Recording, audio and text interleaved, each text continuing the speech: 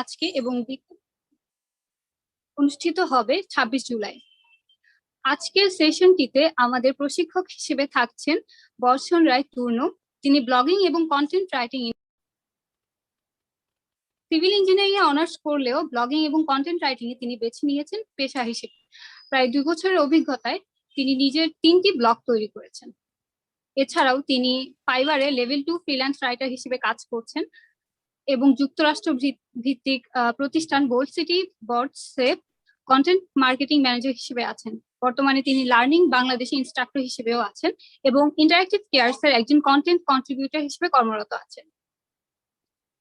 আজকের সেশন থেকে আমরা যা যা জানতে পারবো তা হচ্ছে ইনস্ট্রাক্টর কিভাবে শুরু করেছিলেন, আপনি কিভাবে শুরু থেকে শুরু করতে পারবেন, ব্লগিং আসলে কি, ব্লগিং কারা করে থাকেন, ব্লগিং এর ইনভেস্টমেন্ট গুলো কি, কি কি ইনকাম সোর্স পেতে পারেন ব্লগিং থেকে, কি কি শিখতে হবে ব্লগিং শুরু করার জন্য এবং প্রথম ব্লগ লেখার জন্য কি কি স্টেপ অবলম্বন করতে হবে। চলুন তাহলে দেরি না করেই শুরু করে ফেলি আমাদের আজকের সেশনটি। আপনাদের কারো কোনো প্রশ্ন থাকলে আপনারা হ্যান্ড রেজ করতে পারেন, ভাইয়া আপনাদেরকে সুযোগ দিবে। তাছাড়া আপনারা আপাতত মাইক মিউট করে রাখবেন এবং ভিডিও অফ করে রাখবেন। তো আমি বর্ষণ রায় তূর্ণ ভাইয়ের কাছে চলে যাচ্ছি সেশনটি শুরু করার জন্য।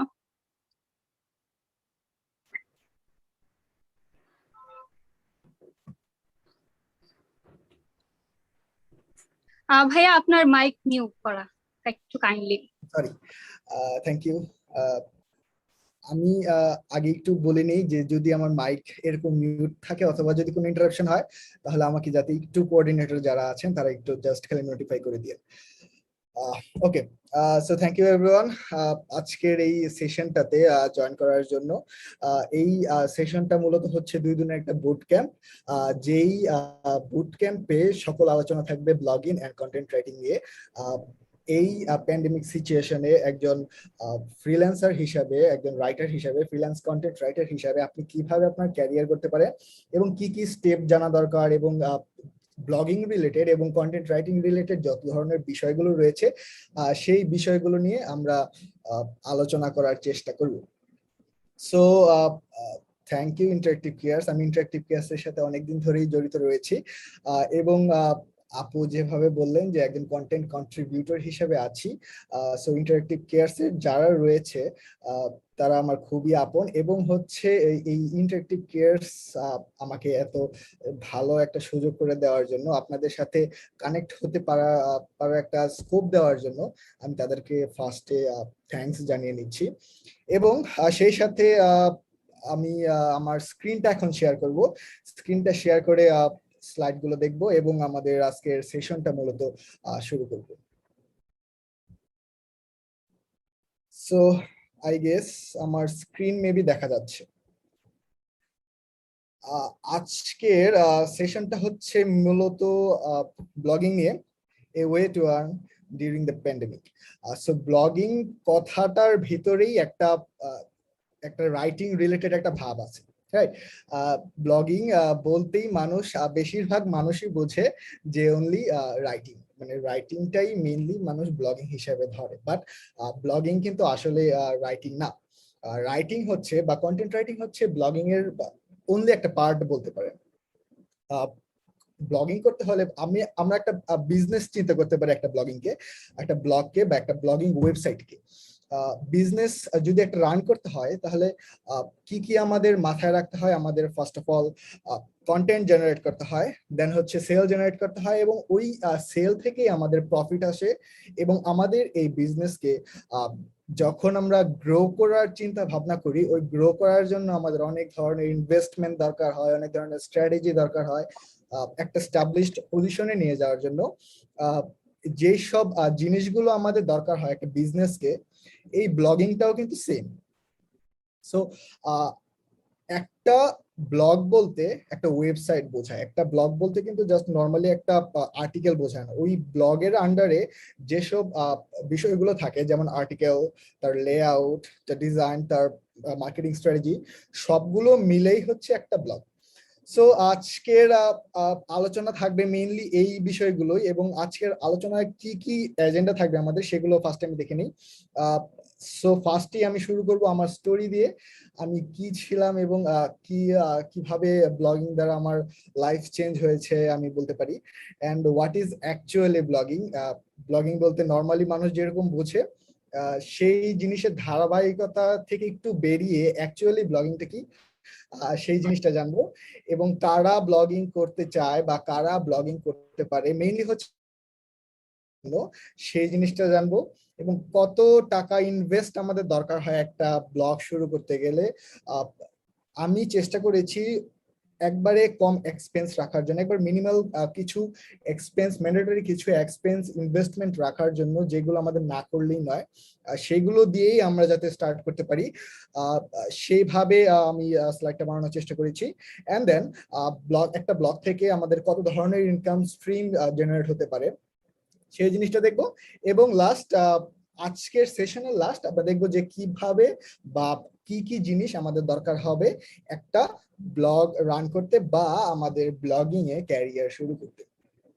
সো ফার্স্টেই আমি আমার ইন্ট্রোডাকশনটা দিয়ে শুরু করি। অলরেডি আমার আপু আমার ইন্ট্রোডাকশনটা দিয়ে দিয়েছে, আমি আরেকবার একটু বলে নেই। সো আমি আমার ইন্ট্রোডাকশনটা দুভাবে সাজানোর চেষ্টা করেছি, একটা হচ্ছে প্রেজেন্ট মি আর একটা হচ্ছে পাস্ট মি, মানে পাস্ট আমি কি ছিলাম এবং প্রেজেন্ট আমি কি আছি। সো প্রেজেন্টে হচ্ছে founder of 3 successful blogs that are earning multiple thousands of dollars per month and recurring based, and হচ্ছে লেভেল 2 ফ্রিল্যান্স রাইটার হিসেবে আছি ফাইবারে, কন্টেন্ট মার্কেটিং ম্যানেজারে আছি বোল্ড সিটি বটসে, যেটা হচ্ছে ইউএসএ বেসড একটা বট কোম্পানি যারা চ্যাটবট নিয়ে কাজ করে, and then instructor of learning Bangladesh, এবং কন্টেন্ট এন্ড রিসার্চ টিমে কাজ করছি ইন্টারেক্টিভ কেয়ার হিসেবে। অ্যান্ড আমি পাস্টে কি ছিলাম সেটাও একটু দেখে নিই। আই থিঙ্ক অনেকেই রিলেট করতে পারবেন আমার সাথে, আমি পাস্টে গিয়েছিলাম, এবং আই থিঙ্ক আমিও জানি যে এখানে যারা জয়েন হয়েছে তাদের মধ্যেও অনেকে আমার মতো রয়েছে অ্যান ইন্ট্রোভার্টেড পার্সন। আপনারা হয়তো বোঝেন যে কিনা নিজেকে এক্সপ্রেস করতে পারে না, যে কিনা অলওয়েজ নিজেকে গুটিয়ে রাখতে চায় আর কি, বেশি ঘেঁষা বা বেশি মেলামেশা পছন্দ করে না, সে হচ্ছে ইন্ট্রোভার্টেড পার্সন। এবং আমিও এরকম একটা পার্সন ছিলাম, আমি খুবই ইন্ট্রোভার্টেড ছিলাম। আমি নতুন মানুষদের সাথে কিভাবে কথা বলতে হয় এবং হচ্ছিল নতুন মানুষদের সাথে কিভাবে মিশতে হয় সেটা জানতাম না। আস্তে আস্তে আস্তে আস্তে যখন আমি ডিজিটালি হয়েছি এবং হচ্ছিল ডিজিটালি সবকিছু জিনিস সার্ফিং করতে শুরু করেছি, তখন থেকেই আমি আমার লাইফকে চেঞ্জ করতে পেরেছি। And then I can proudly say that a boy who got a B+ in English, right? আমি আমার এইচএসসি তে আমি B+ পেয়েছিলাম এবং এটা আমি প্রাউডলি সে করি, রাইট?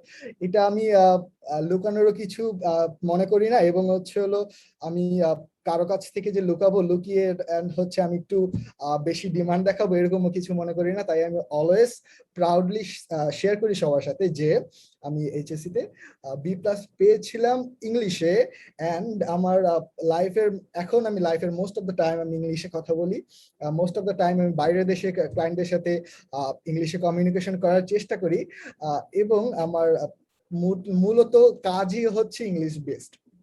সো ইয়েস, সো আপনাদেরও যদি ইংলিশ নিয়ে ভয় থাকে বা ইংলিশে আপনি একাডেমিক ভাবে রেজাল্ট খারাপ করেছেন বা রেজাল্ট খারাপ করছেন, সো আই ক্যান সে যে blogging is definitely for you. And then always afraid talking in front of anyone, right? So আমার এই জিনিসটা আগে থেকেই ছিল যে আমি ক্যামেরার সামনে ক্যামেরা তো আমি খুবই শাই ফিল করতাম আগে। অ্যান্ড দেন আমি নর্মালি যে বাংলায় কথা বলবো ওই জিনিসটা আমার ভিতরে অনেক কম ছিল। সো আমি অনেক সময় অনেক ভয় ভিতরে কাজ করতো যে মানুষজন কি মনে করবে বা এই আমার কথাগুলো কিভাবে নিবে। বাট আস্তে আস্তে যত দিন যায় আমি আমার কমফোর্ট জোনের বাইরে আসি, কমফোর্ট জোনের বাইরে এসে ট্রাই করি সবার সাথে কথা বলার জন্য এবং কোম্পানিগুলোতে সেশন নেওয়ার জন্য, এবং আমার অনেক সুযোগ হয়েছে। যদি আমি বলি যে আমার অনেক ধরনের কোম্পানির সাথে কাজ করার সুযোগ হয়েছে, অনেক ধরনের পাবলিক স্পিকিং অ্যাটেন্ড করার সুযোগ হয়েছে, অনেক ফরেন কোম্পানিগুলোতে আমার সেশন নেওয়ার সুযোগ হয়েছে, এবং বাংলাদেশেও অনেক কোম্পানিদের সাথে যেমন আপনাদের মতো ইন্টারেকশন করার, মানে আমার মাতৃভাষা বাংলা, ওই বাংলায় সবার সামনে কথা বলার সুযোগ হয়েছে। And then zero knowledge about digital marketing or blogging. আমি প্রাউডলি বলতে পারি যে আমি একজন সেলফ মেড এন্টারপ্রেনার। কারণ হচ্ছে আমি এর আগে আমার যে ব্লগিং এন্ড ডিজিটাল মার্কেটিং, আমার যেই অনলাইন প্রেজেন্স তৈরি করার জন্য আমি কোনো ধরনের কোর্স করিনি। এটা হচ্ছে একটা ফ্যাক্ট, বাট সবাই কিন্তু সেম না। অনেক, আমি মনে করি যে একটা জিনিসে ঢোকার জন্য অনলাইনে, বিশেষ করে অনলাইনে একটা জিনিসে ঢোকার জন্য অলওয়েজ আপনাকে যে কোনো একটা কোর্স বাছাই করতেই হবে। কারণ হচ্ছে একজন মেন্টর, একজন গাইডলাইন দিতে পারে এমন একজন ব্যক্তি আপনার লাইফে খুবই গুরুত্বপূর্ণ, যে কিনা রেজাল্ট পেয়েছে এবং যে কিনা সাকসেসফুল হয়েছে, এরকম একজনকে মেন্টর হিসাবে রাখা আপনার জন্য গুরুত্বপূর্ণ। বাট আমি নিজে হচ্ছি সেলফ মেড বলতে আমি কোনোদিন কোনো কোর্স করিনি। যা শিখেছি সব হচ্ছে রিসার্চের বেসড এর উপরে। গুগল বলতে পারেন, ইউটিউব বলতে পারেন, বিভিন্ন মানুষদের কাছ থেকে টুকিটাকি কিছু শোনার মাধ্যমে, সেটা ফ্রি। যেমন আপনারা আমার কাছ থেকে শিখছেন, সেটাও কিন্তু ফ্রি একটা। এই বুট ক্যাম্পটা কিন্তু ফুললি ফ্রি, 2 দিনের একটা বুট ক্যাম্প। এই বুট ক্যাম্পে যা যা শিখছেন সেগুলো আপনাকে সেলফ মেড একজন মানুষ হতে সাহায্য করবে।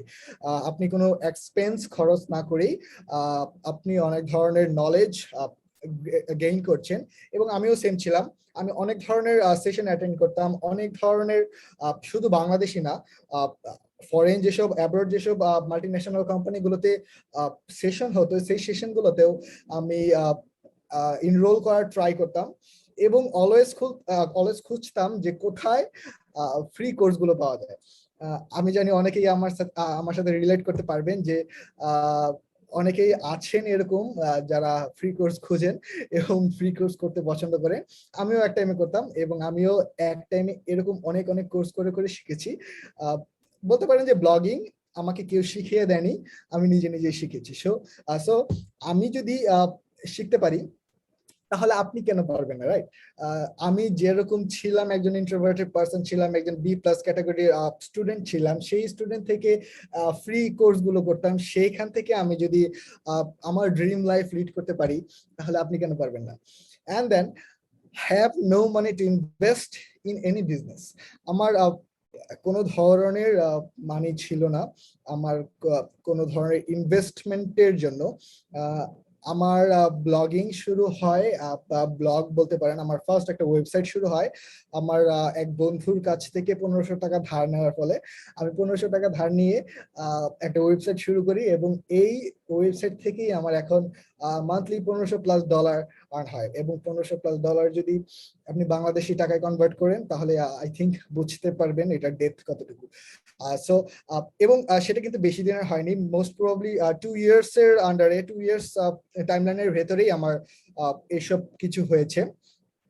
সো এইগুলো যদি আপনার সাথে রিলেট করতে পারেন, আপনি একজন ইন্ট্রোভার্টেড পারসন, আপনি ইংলিশে দুর্বল এবং আপনি মানুষের সামনে কথা বলতে পারেন না, আপনার জিরো নলেজ আছে ডিজিটাল মার্কেটিং এবং ব্লগিং সম্পর্কে, এবং have no money to invest in any kind of business, so blogging, I can definitely say that blogging is definitely for you. And then okay, so এইটা হচ্ছে আমার past me and present me introduction. এখন আমি main স্লাইডে চলে যাব, যেটা হচ্ছে হোয়াট ইজ অ্যাকচুয়ালি ব্লগিং, মানে ব্লগিংটা অ্যাকচুয়ালি কি। ফার্স্টের লাইনটাতে যেটা লেখা দেখতে পাচ্ছেন যে blogging is as simple as obtaining a website and publishing original content on it. So এখানে দুটো পয়েন্ট আমি উল্লেখ করার চেষ্টা করব, একটা হচ্ছে obtaining a website and then secondly হচ্ছে original content. Obtaining a website মানে আপনাকে, একটা ব্লগ বলতেই বোঝায় একটা ওয়েবসাইট, রাইট? এই ওয়েবসাইটটাকে ঘিরেই আপনার পুরো বিজনেসটা রান করবে। আপনি ওই ব্লগকেই, ওই ব্লগের আন্ডারে কন্টেন্ট জেনারেট করবেন, ওই ব্লগের আন্ডারে আর্টিকেলস গুলো পাবলিশ করবেন এবং ওই আর্টিকেল গুলোকে মার্কেটিং করবেন এবং অরিজিনাল আপনি জীবনেও চাবেন না যে আরেকজনের কন্টেন্ট আপনি কপি করে আপনার বিজনেস রান করতে, কারণ that will never গনা be successful, because গুগলে অনেক অনেক অনেক কন্টেন্ট রয়েছে, এবং Google in 2021 is smart enough that can catch your copy content. So যারা ফার্স্টেই ভাবতেছেন যে আপনি আপনি রিসার্চ করবেন 10 জনের ব্লগ থেকে একটু একটু করে প্যারা নিয়ে বা প্যারাগ্রাফ নিয়ে সবগুলোকে কম্বাইন করে একটা আর্টিকেল লিখবেন, আর্টিকেল লিখে দেন হচ্ছে আপনার ওয়েবসাইটে পাবলিশ করবেন, সেখান থেকে মানি জেনারেট হবে। বাট বিষয়টা কিন্তু তা না, আপনাকে ট্রাই করতে হবে, এবং ট্রাই না, আপনাকে সেটা ইনশিওর করতে হবে যে আপনার কন্টেন্ট গুলো সবগুলোই হচ্ছে অরিজিনাল। এটা হচ্ছে first point. Then whether it can be a mommy blog বলতে মহিলা বা একজন মেয়ে মানুষ যে কিনা তার লাইফস্টাইল শেয়ার করতে পারে, তার প্যারেন্টিং লাইফ শেয়ার করতে পারে। আমাদের দেশে প্যারেন্টিং বিষয়টা খুবই জনপ্রিয় না হলেও বাহিরের দেশে কিন্তু প্যারেন্টিং বিষয়টা অনেক জনপ্রিয়, এবং বাহিরের দেশে ব্লগ জিনিসটা অনেক বেশি জনপ্রিয়। আমরা যেমন বাংলাদেশের মানুষজন যেমন পড়তে কম ভালোবাসে, ইউটিউব ভিডিওস দেখতে ভালোবাসে বেশি, তেমনি হচ্ছে বাহিরের দেশগুলোতে মানুষজন গুগলিং করে বেশি। মানুষজন গুগলিং করে তাদের আনসার গুলো, তাদের প্রবলেম গুলো সলভ করতে পছন্দ করে বেশি। সো আপনি যদি একজন মহিলা হয়ে থাকেন বা একজন মেয়ে মানুষ হয়ে থাকেন এবং প্যারেন্টিং সম্পর্কে আপনার ভালো আইডিয়া রয়েছে, অথবা ফুড ব্লগ রিলেটেড আপনার ভালো আইডিয়া রয়েছে, যেমন আপনি ইউনিক রেসিপিস জানেন এবং আপনি আপনার নিজস্ব ধাঁচে লিখতে পারেন, তাহলে এবং আপনার যে কোনো নিশ, আমি এই জিনিসগুলোকে বলবো হচ্ছিল নিশ হচ্ছে একটা টেকনিক্যাল টার্ম ব্লগিং এর, বা নিশকে আপনারা যদি সিম্পলি বুঝতে চান তাহলে আপনারা ধরতে পারেন সেটা একটা টপিকের উপর। যেমন parenting is a topic, food is a topic, business is a topic, right? So এগুলো হচ্ছে টপিক। আপনি যেই টপিকের উপর দক্ষতা রয়েছে আপনার, অথবা যে টপিক নিয়ে আপনি সারা দিন কথা বলতে পছন্দ করেন, সেই টপিকের উপর আপনি চাইলে আপনার একটা ক্রিয়েট করে ফেলতে পারেন। যেমন আমি ব্লগিং খুবই ভালোবাসি এবং ব্লগিং নিয়ে আমি চাইলে সারাদিনই কথা বলতে পারবো। সো আমি আমার মাইন্ডসেট থেকে ট্রাই করব যে ব্লগিং রিলেটেড একটা ব্লগ ক্রিয়েট করার জন্য, যেখানে মানুষকে শিখাবে যে কিভাবে ব্লগিং করতে হয়, কিভাবে কন্টেন্ট রাইটিং করতে হয়, এবং ব্লগিং রিলেটেড বিষয় কাশয়। এবং অনেকে যদি চায় যে বা অনেকে যদি পছন্দ করে ফটোগ্রাফি, সে ফটোগ্রাফি বিষয়ে ভালো বোঝে, তার ক্যামেরা সম্বন্ধে ভালো আইডিয়া রয়েছে, ক্যামেরা লেন্স সম্পর্কে ভালো আইডিয়া রয়েছে, সে শাটার স্পিড কি বুঝে, সে ক্যামেরা অ্যাক্সেসরিজ কি বুঝে, তার মোটামুটি ফটোগ্রাফি রিলেটেড বা photography tips and tricks related ভালো দক্ষতা রয়েছে, সে কিন্তু চাইলে একটা ফটোগ্রাফি নিশ বা টপিকের উপর একটা ব্লগ ক্রিয়েট করে ফেলতে পারে। এবং ওই ব্লগে সে যে ওনার আর কি, সে অলওয়েজ ট্রাই করবে এবং ওই ব্লগে সবগুলো কন্টেন্ট দেওয়ার ট্রাই করবে ফটোগ্রাফি রিলেটেড, ক্যামেরা রিলেটেড। আপনি একটা মাইন্ডসেট থাকতে হবে আপনার যে আমি এই টপিকের উপরই লিখবো। ওই ব্লগে যদি আপনি একদিন লেখেন ফটোগ্রাফির উপরে, আরেকদিন লেখেন ফুডের উপরে, আরেকদিন লেখেন বিজনেসের উপরে, তাহলে কিন্তু আপনার ব্লগটা রান করবে না। Cause in 2021 we have to think about Google SEO. So Google SEO আমাদেরকে ফোর্স করে আমরা যাতে একটা ওয়েবসাইট অনলি একটা টপিকের উপর বানাই। সেই ওয়েবসাইটটা যদি আপনার ফুড রিলেটেড হয় এবং ওই ফুড রিলেটেড ওয়েবসাইটে আপনারা যদি ফটোগ্রাফি নিয়ে আসেন, অথবা প্যারেন্টিং নিয়ে আসেন, অথবা ট্রাভেলিং নিয়ে আসেন, তাহলে কিন্তু আপনার ওয়েবসাইটটাকে র্যাঙ্ক করাতে অনেক অসুবিধা হবে। এবং ওয়েবসাইট যদি র্যাঙ্ক না হয়, আপনার ব্লগে ভিজিটর আসবে না, এবং ভিজিটর যদি না আসে তাহলে আপনার মানিও জেনারেট হবে না, যেটা হচ্ছে বাস্তবতা। সো আপনি ট্রাই করবেন যে ফার্স্টে আপনার কাজ হবে যে কোনো একটা নিশ আপনাকে সিলেক্ট করা, সেটা হতে পারে ট্রাভেল অথবা ফটোগ্রাফি অথবা ভিডিওগ্রাফি অথবা প্যারেন্টিং, বিজনেস, ফাইন্যান্স, আরো অনেক অনেক নিশ রয়েছে। আপনার জাস্ট খালি গুগলে যাবেন এবং সার্চ দিবেন যে টপ 10 প্রফিটেবল নিশ ইন 2021, তাহলেই আপনি একটা টপ 10 এর লিস্ট পেয়ে যাবেন, যেই লিস্টটাতে থাকবে অনলি প্রফিটেবল নিশ গুলা। সেই প্রফিটেবল নিশ থেকে যে কোনো একটা নিশ বা টপিক সিলেক্ট করবেন এবং ওই মাইন্ডসেটটা আপনার ভেতরে রাখবেন যে আমি আমার এই ব্লগে সব ধরনের মানে এক ক্যাটাগরির সব ধরনের আর্টিকেল পাবলিশ করব। এক ক্যাটাগরির ভিতরে আরেক ক্যাটাগরি আমরা মানে গোজামিল লাগাবো না। So it is blogging. So এটা হচ্ছে মেইনলি ব্লগিং এর বেসিক রুল, অথবা হচ্ছে ব্লগিং করতে গেলে আমাদের ফার্স্ট যে জিনিসগুলো মাথায় রাখতে হবে, একটা ওয়েবসাইট আপনাকে ম্যানেজ করতে জানতেই হবে মাস্ট। কারণ হচ্ছে ব্লগিং তো only one time process না, রাইট? যদি আপনাকে ব্লগিং করতে হয় তাহলে হচ্ছে আপনাকে 6 মাস খুবই পরিশ্রম করতে হবে। 6 months of hard work can bring you money. So আপনাকে 6 মাস খুবই পরিশ্রম করতে হবে এবং ওই 6 মাসে আপনাকে আপনার ওয়ার্ডপ্রেস বা ব্লগার, আমি সাজেস্ট করি পার্সোনালি ওয়ার্ডপ্রেস। সো ওয়ার্ডপ্রেস ওয়েবসাইটটাকে কিভাবে ম্যানেজ করতে হয়, কিভাবে থিম সিলেকশন করতে হয়, কোন কোন প্লাগইন আমার দরকারি, কোন প্লাগইনের কি কাজ, এবং হচ্ছে মেইন হচ্ছে যে ওয়েবসাইটটাকে কিভাবে ম্যানেজ করতে হয়, সেই ম্যানেজমেন্টটা অনলি আপনাকে জানতে হবে। এন্ড দেন আর্টিকেল রাইটিংটা তো আপনাকে জানতেই হবে। যারা এসেছেন, যারা আই থিঙ্ক রেজিস্ট্রেশন করেছেন, তারা আই থিঙ্ক আর্টিকেল রাইটিং সম্পর্কে জানেন, বিধায়ী রেজিস্ট্রেশন করেছেন। বা যদি নাও জানেন, তারপরেও আমরা দেখার চেষ্টা করবো যে আর্টিকেল রাইটিংটা কি এবং এসইও অপটিমাইজড বলতে কি বোঝা যায়, এসইও অপটিমাইজড আর্টিকেল রাইটিংটা কিরকম দেখতে হয় অ্যাকচুয়ালি। সো এটা হচ্ছে মেইনলি আমাদের ব্লগিং। এবং আমরা এখন নেক্সট স্লাইড দেখবো, যেটা হচ্ছে হু should do blogging. 1 minute please.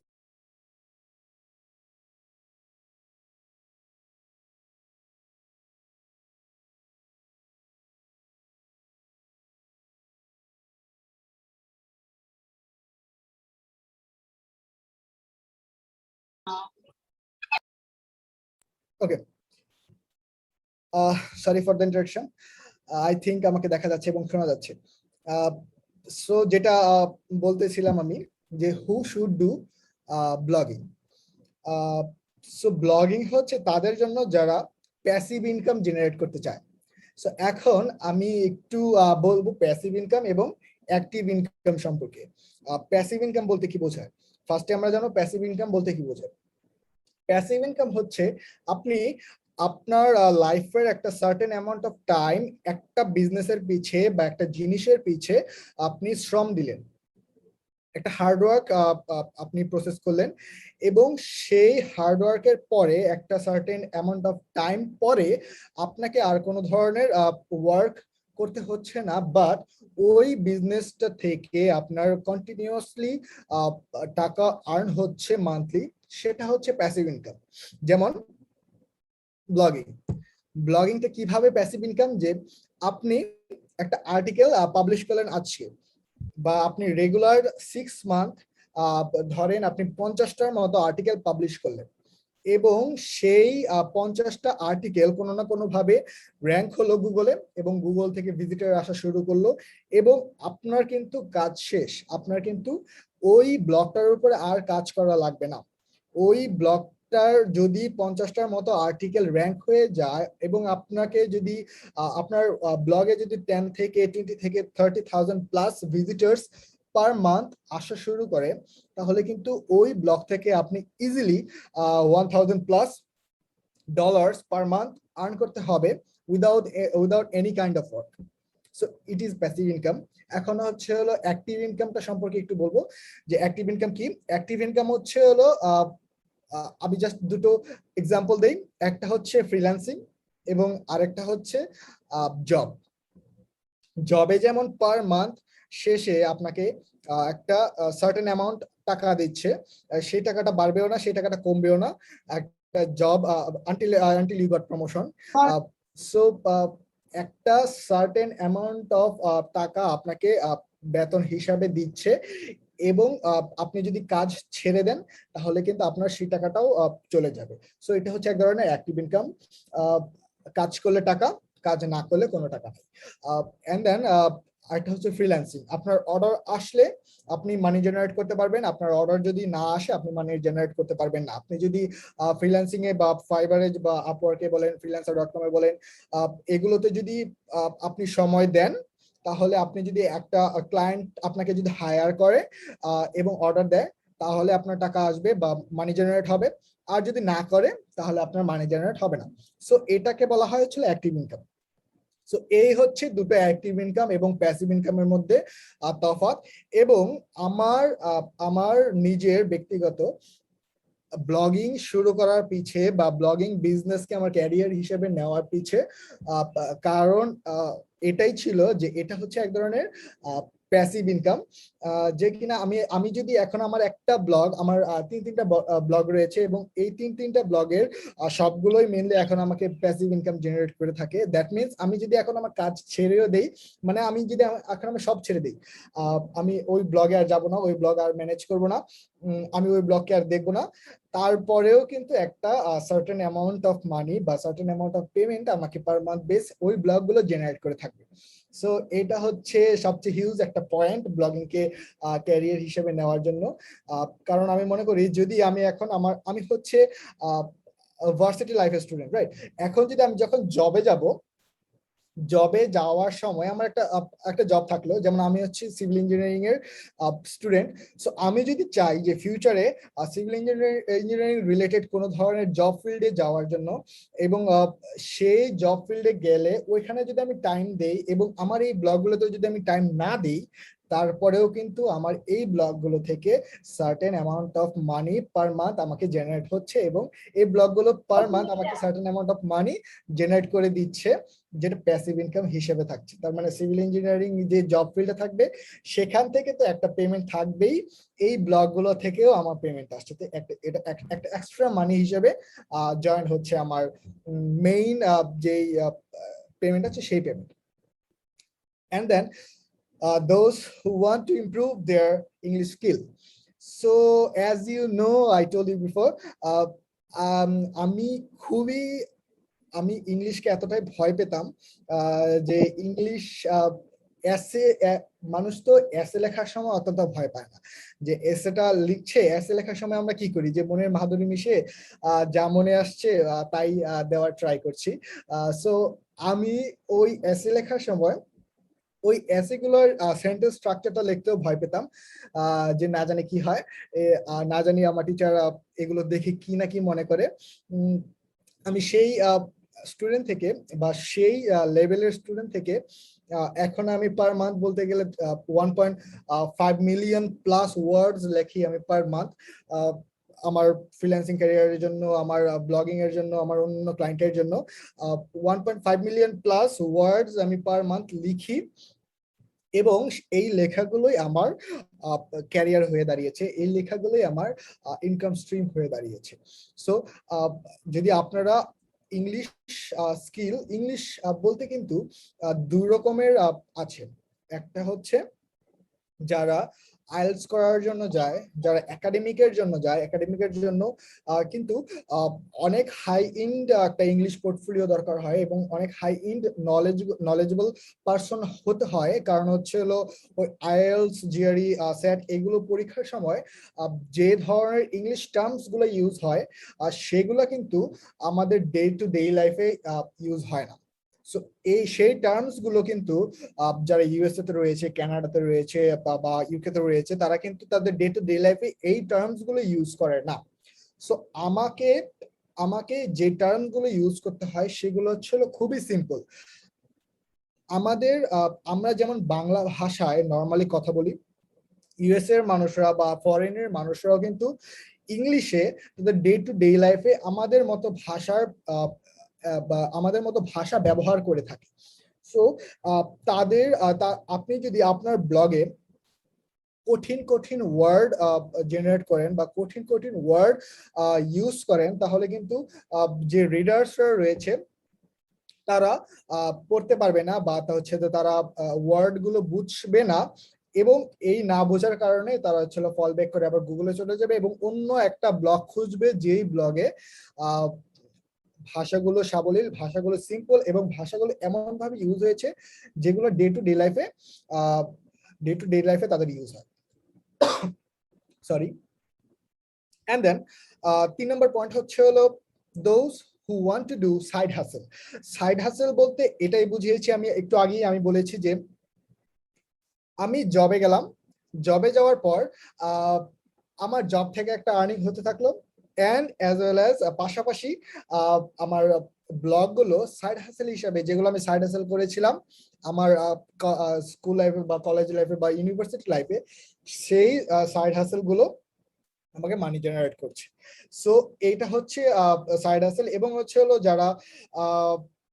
যারা হার্ডওয়ার্ক করতে পছন্দ করে এবং পড়াশোনার পাশাপাশি অনেক ধরনের জিনিসপত্র করতে পছন্দ করে এবং ইন্টারনেট ব্রাউজিং এর দক্ষতা পেতে পছন্দ করে, কারণ হচ্ছে যদি ব্লগিং করতে যান আপনাকে অনেক অনেক রিসার্চ করতে হবে এবং রিসার্চ করতে করতে আপনি ইন্টারনেট সম্পর্কে অনেক দক্ষতা অর্জন করতে পারবেন। এবং যারা এই ধরনের দক্ষতা অর্জন করতে চান তাদের জন্য মেইনলি ব্লগিং।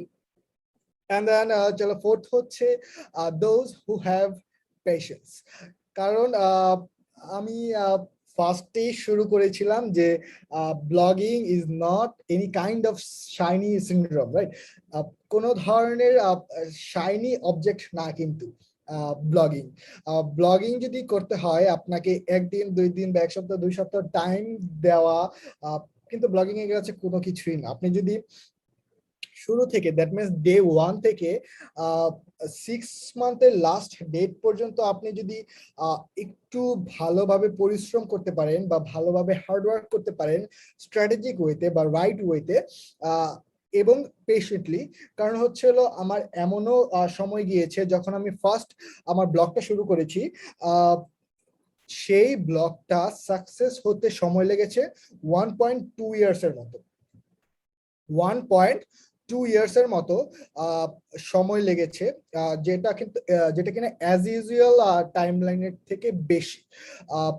কারণ হচ্ছে নর্মালি যারা ব্লগিং এ সাকসেসফুল হয় বা একটা ব্লগকে সাকসেস এর দিকে নিয়ে যায় তাদের মেইনলি সময় লাগে 6 মান্থ থেকে 8 মান্থ, বাট আমার সময় লেগেছিল 1.2 ইয়ার্স এর মতো। কিন্তু তারপরেও কিন্তু আমি হাল ছাড়িনি, আই নেভার গেভ আপ। আমি ট্রাই করে গিয়েছি এবং then at last in the end আমার একটা সাকসেস দেখার সুযোগ হয়েছে এবং সেই ব্লগ থেকে আর্ন হওয়ার সুযোগ হয়েছে। এবং last but not the least, those who love writing. কারণ আপনি একজন ব্লগার হবেন এবং আপনার রাইটিং সম্পর্কে আইডিয়া থাকবে না, সেটা কিন্তু কখনোই হতে পারে না। কারণ হচ্ছে ব্লগিং এর মেইন কোর থিংটাই হচ্ছে কন্টেন্ট রাইটিং বা আর্টিকেল রাইটিং। আপনি চাইলে কন্টেন্ট রাইটার হায়ার করে বা আর্টিকেল রাইটার হায়ার করে আপনি সেগুলোকে আউটসোর্স করতে পারেন, কিন্তু আপনার রাইটিং সম্পর্কে আইডিয়া থাকতে হবে। একটা অন পেজ বা একটা আর্টিকেলের অন পেজ এসইও কিভাবে হয়, অন পেজ এসইও টার্মস গুলো কি কি, হেডিংস গুলো কিভাবে লিখলে ভালো হয়, কোন প্যারাগ্রাফে কি লেখা উচিত, সাব হেডিংস গুলো কি কি হওয়া উচিত, কিওয়ার্ড ডেনসিটি বলতে কি বোঝায়, এগুলো যদি আপনি একজন আর্টিকেল রাইটার হিসেবে না জানেন তাহলে কিন্তু ব্লগিং এর ক্ষেত্রে আপনার সাকসেস আসাটা অনেক কষ্টসাধ্য হয়ে দাঁড়াবে। এবং আপনি যদি একটা আর্টিকেলকে, আপনি সাপোজ আপনি ব্লগার হবেন, আমাদের বাংলাদেশে অনেক ব্লগার রয়েছে, অ্যাফিলিয়েট মার্কেটার রয়েছে যারা কিনা ওয়েবসাইট ম্যানেজমেন্ট খুবই ভালো পারে, মার্কেটিং খুবই ভালো পারে, মানে অল বিষয়ে খুবই ভালো পারে, বাট তারা আর্টিকেল রাইটিং পারে না। তারা কি করে?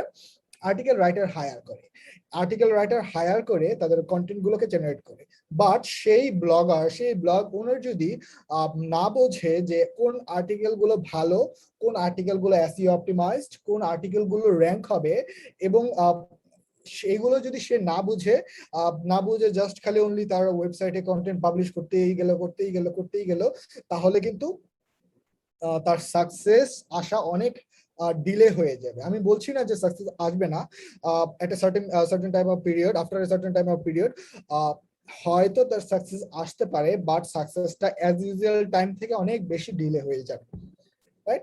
সো যারা কিনা আর্টিকেল বোঝে বা রাইটিং সম্পর্কে ভালো জ্ঞান রয়েছে তাদের জন্য মেইনলি ব্লগিং। তারা ব্লগিং কে নিজের ক্যারিয়ার হিসেবে শুরু করতে পারে। সো এখন আমি যাব হচ্ছে আমাদের নেক্সট স্লাইডে, যেটা হচ্ছে how much investment you need to start blogging. So আমি বলেছিলাম যে আমি ট্রাই করেছি খুবই মিনিমাল কস্ট রাখার জন্য, মিনিমাল এক্সপেন্স রাখার জন্য একটা ব্লগ শুরু করার জন্য। যেই জিনিসগুলো আমার না হলেই নয় সেই জিনিসগুলোই আমি অনলি অ্যাড করেছি আমাদের আমাদের এই সেশনে। সো ফার্স্টে হচ্ছে ডোমেইন এন্ড হোস্টিং। তো ডোমেইন বলতে কি বোঝায়?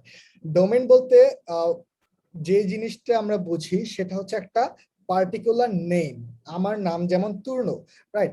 আপনার নাম হতে পারে এক্স ওয়াই জেড, অথবা সাপোজ আমার নাম দিয়ে আমরা না চিন্তা করে আমরা ধরি ইন্টারেক্টিভ কেয়ার্স।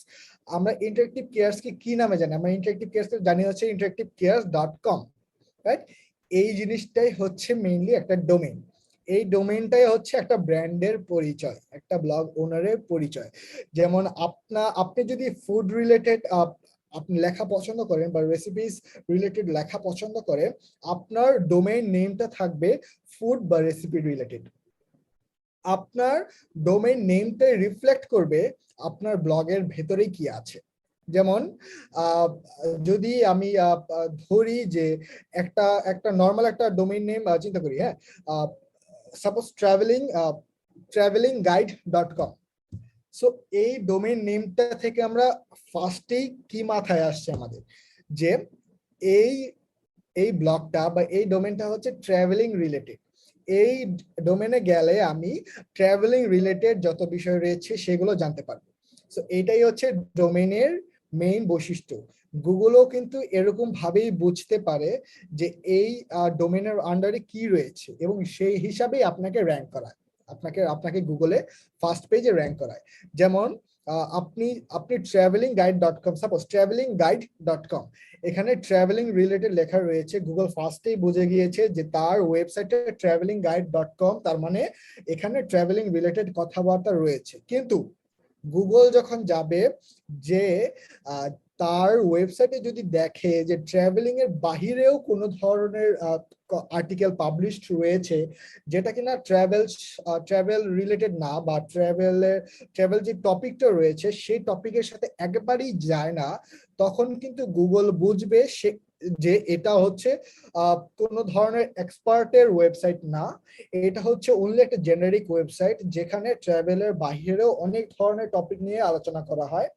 তখন গুগল কি করবে? আপনাকে র্যাঙ্ক দিতে চাবে না, কারণ গুগল অলওয়েজ ট্রাই করে যারা এক্সপার্ট, যেসব ওয়েবসাইটগুলো এক্সপার্ট সেই সব ওয়েবসাইটগুলোকে ফার্স্ট পেজে রাখতে, যাতে কিনা মানুষজন যারা বা রিডার্স যারা সার্চ করছে তারা যাতে সঠিক ইনফরমেশনটাই পায়। সো এটা হচ্ছে মেইনলি ডোমেইন। সো ডোমেইনের জন্য আমাদের পার ইয়ার খরচ হবে 1000 টাকা। সেটা হচ্ছে .com ডোমেইনের জন্য। আপনি যদি একটা brand new unique .com domain buy করতে চান, দেন আপনাকে পার ইয়ার আপনাকে 1000 টাকা স্পেন্ড করতে হবে। এন্ড দেন সেকেন্ড হচ্ছে হোস্টিং।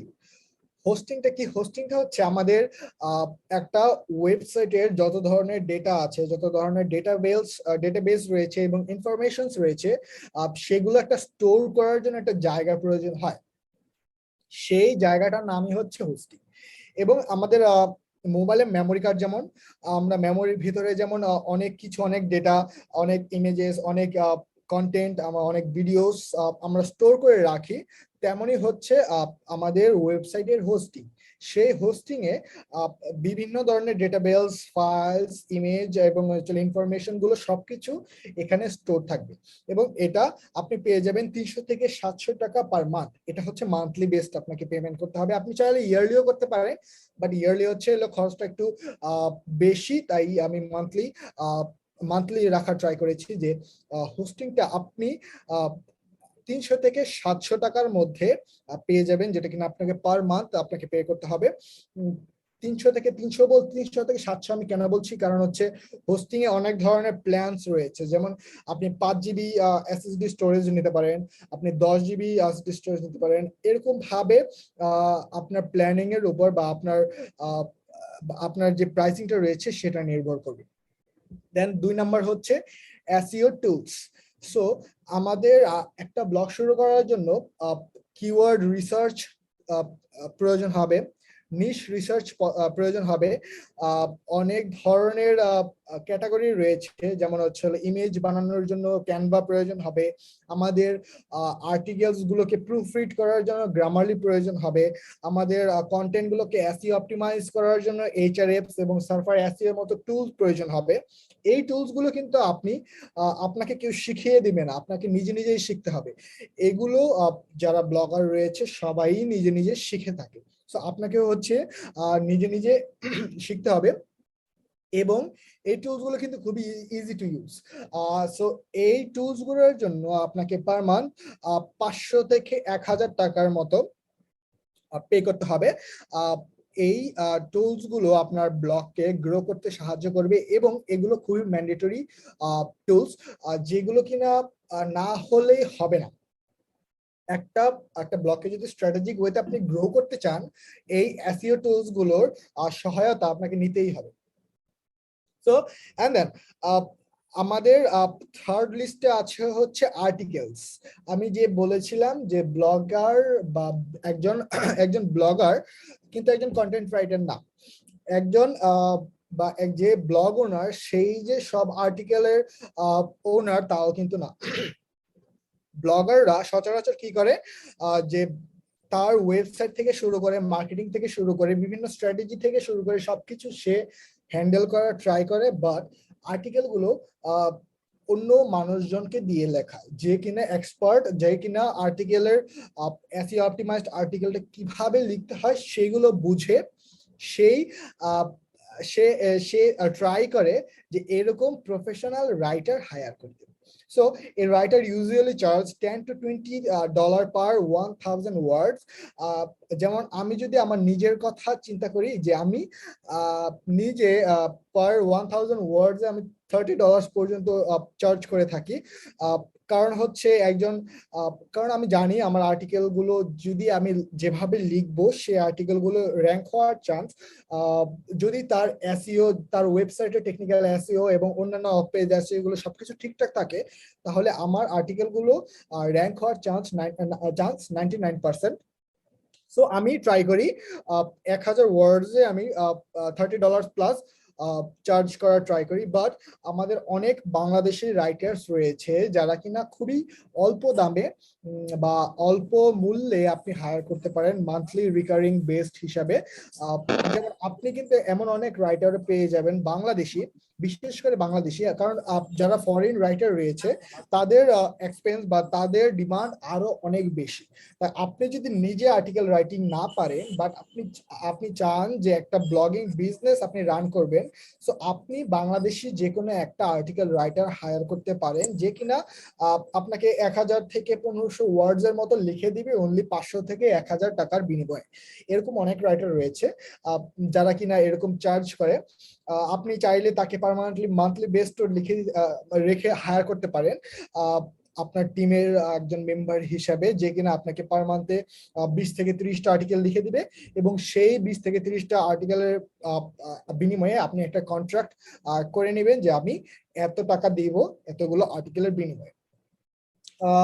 এবং দেন আমাদের last investment but not the least, কারণ হচ্ছে অনেক ধরনের ইনভেস্টমেন্টই করা যায়। যেমন একটা প্রিমিয়াম থিম কিনা যায়, আমাদের ব্লকে গ্রো করার জন্য বিভিন্ন ধরনের পেইড অ্যাডভার্টাইজিং আমরা করতে পারি, বিভিন্ন পেইড গেস্ট পোস্টিং করতে পারি, বিভিন্ন স্পন্সর পোস্ট করতে পারি, এবং অনেক ধরনের প্রিমিয়াম প্লাগইন পাওয়া যায়, সেই প্রিমিয়াম প্লাগইন গুলো বাই করতে পারি, এসইও এক্সপার্ট হায়ার করতে পারি, এবং অনেক ধরনের এক্সট্রা এক্সপেন্স রয়েছে যেগুলো আমি নিজেই করতে পারবো, সেগুলো আমি এখানে ইনক্লুড করি নাই।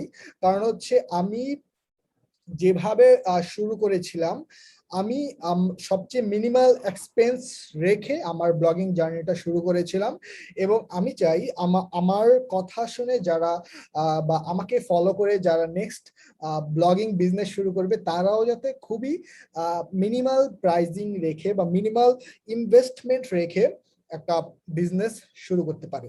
কারণ আপনি আমি কি করেছিলাম যে আমি টাকা বা ইনভেস্টমেন্ট কম করেছিলাম, টাইম এবং হার্ডওয়ার্ক অনেক বেশি দিয়েছিলাম, এবং তাই আমি লাস্টে রেখেছি যে the time most precious thing ever in blogging. যদি আপনি সাকসেস হতে চান মিনিমাল কস্টে, আপনি চাইলে এক্সপার্টদেরকে হায়ার করে ইজিলি আপনার ব্লগকে গ্রো করে ফেলতে পারবেন।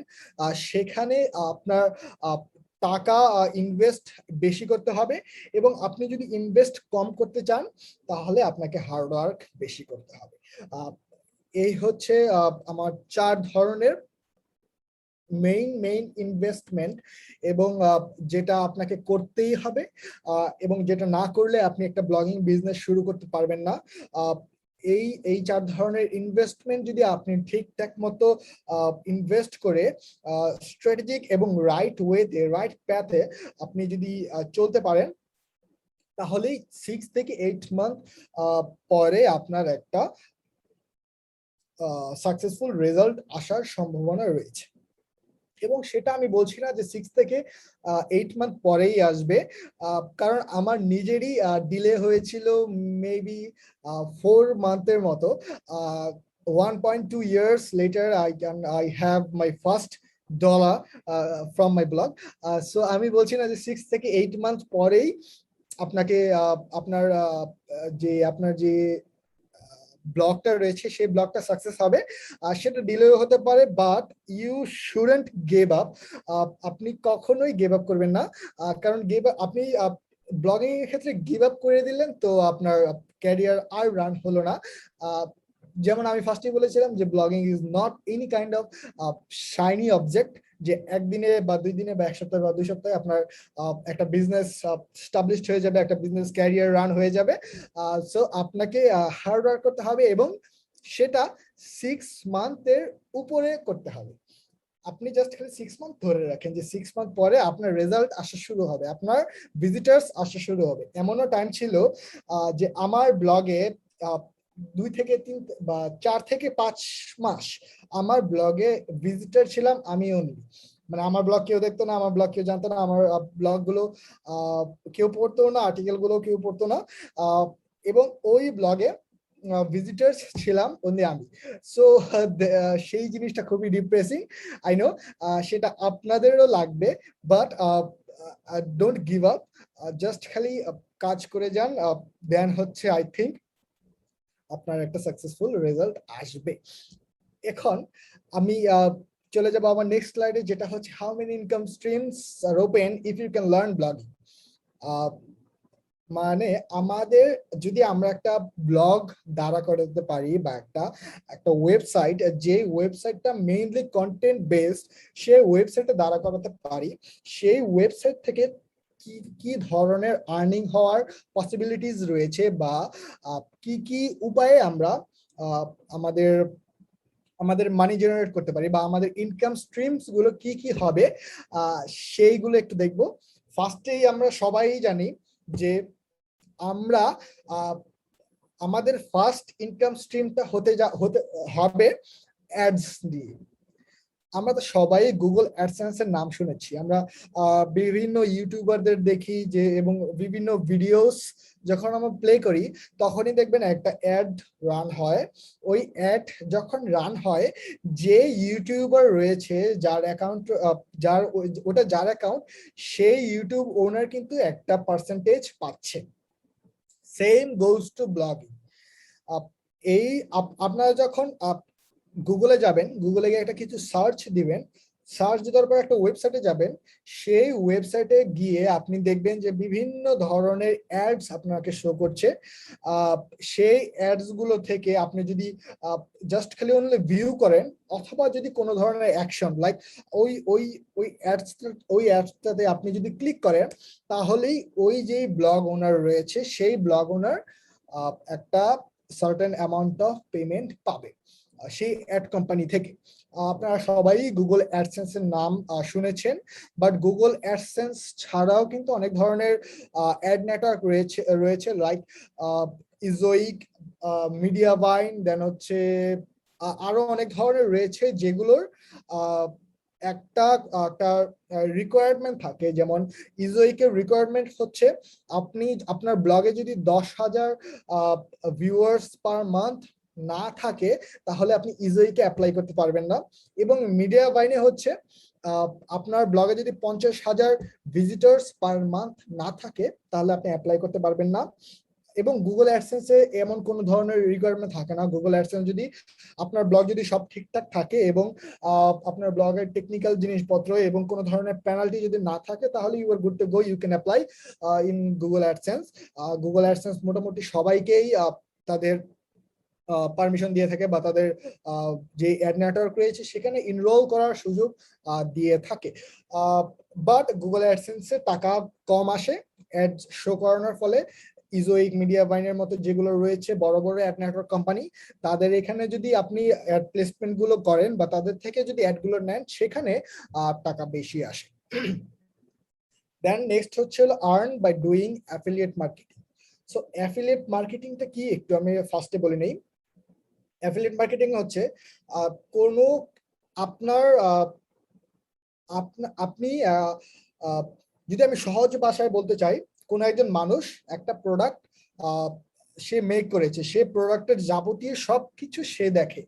মানে প্রোডাক্টটা কোথায় অ্যাসেম্বল হচ্ছে, প্রোডাক্টটা কি টাইপ, প্রোডাক্টের কাস্টমার সার্ভিস, প্রোডাক্টের কোনো ধরনের ফল্ট ইস্যু, প্রোডাক্টের শিপমেন্ট প্রসেস, প্রোডাক্টটা কিভাবে ডেলিভারি হবে এবং প্রোডাক্টের যত ধরনের সবকিছু রয়েছে সেগুলো দেখে হচ্ছে সেই প্রোডাক্ট যে মেক করেছে সেই ওনার। আপনার কাজ কি হবে, সেই প্রোডাক্টটাকে প্রমোট করে একটা স্পেশাল লিংক দ্বারা ওই প্রোডাক্টটাকে প্রমোট করে মানুষের কাছে প্রমোট করে সেল জেনারেট করা। এবং আপনার সেই স্পেশাল লিংকে ক্লিক করে যদি কোনো মানুষ সেই প্রোডাক্টটা বাই করে তাহলে আপনি একটা পার্সেন্টেজ পাবেন। সাপোজ একটা একটা একটা এন্টারপ্রেনার ধরেন, একজন এন্টারপ্রেনার ধরেন একটা ইবুক সেল করবে। সেই ইবুকটা আপনি মার্কেটিং করলেন এবং সেই ইবুকের অ্যাফিলিয়েট লিংক ধরেন সেই ইবুকের প্রাইস হচ্ছে $100। সেই ইবুকের প্রাইজের 30 থেকে 40% আপনাকে দিবে যদি আপনি তাকে অ্যাফিলিয়েট সেল জেনারেট করে দিতে পারেন। দ্যাট মিনস সেই বুকটা যদি $100 হয় আপনি পাবেন $30। সো আপনার কাজ হবে ওই ইবুক রিলেটেড কন্টেন্ট আপনার ব্লগে পাবলিশ করা বা ওই ইবুক রিলেটেড ওই ইবুকটাকে মার্কেটিং করা আপনার ব্লগ দ্বারা, সেই ব্লগ থেকে এবং ওই আপনার এবং স্পেশাল লিংক যেগুলো রয়েছে, স্পেশাল অ্যাফিলিয়েট লিংক যেগুলো রয়েছে সেগুলো আপনার ব্লগে প্লেস করা। এবং একটা ভিজিটর যখন আসবে আপনার ব্লগে যাবে, সেই ব্লগটা যদি পড়ে পছন্দ হয়, সেই প্রোডাক্টটা যদি পছন্দ হয়, সেই প্রোডাক্টের লিংকে যদি ক্লিক করে সে চলে যাবে ডিরেক্ট ওই ইবুকের ওয়েবসাইটে এবং ওইখান থেকে যদি সে পারচেস করে তাহলে আপনি একটা পার্সেন্টেজ পেয়ে যাবেন। এবং এটা হচ্ছে অ্যাফিলিয়েট মার্কেটিং।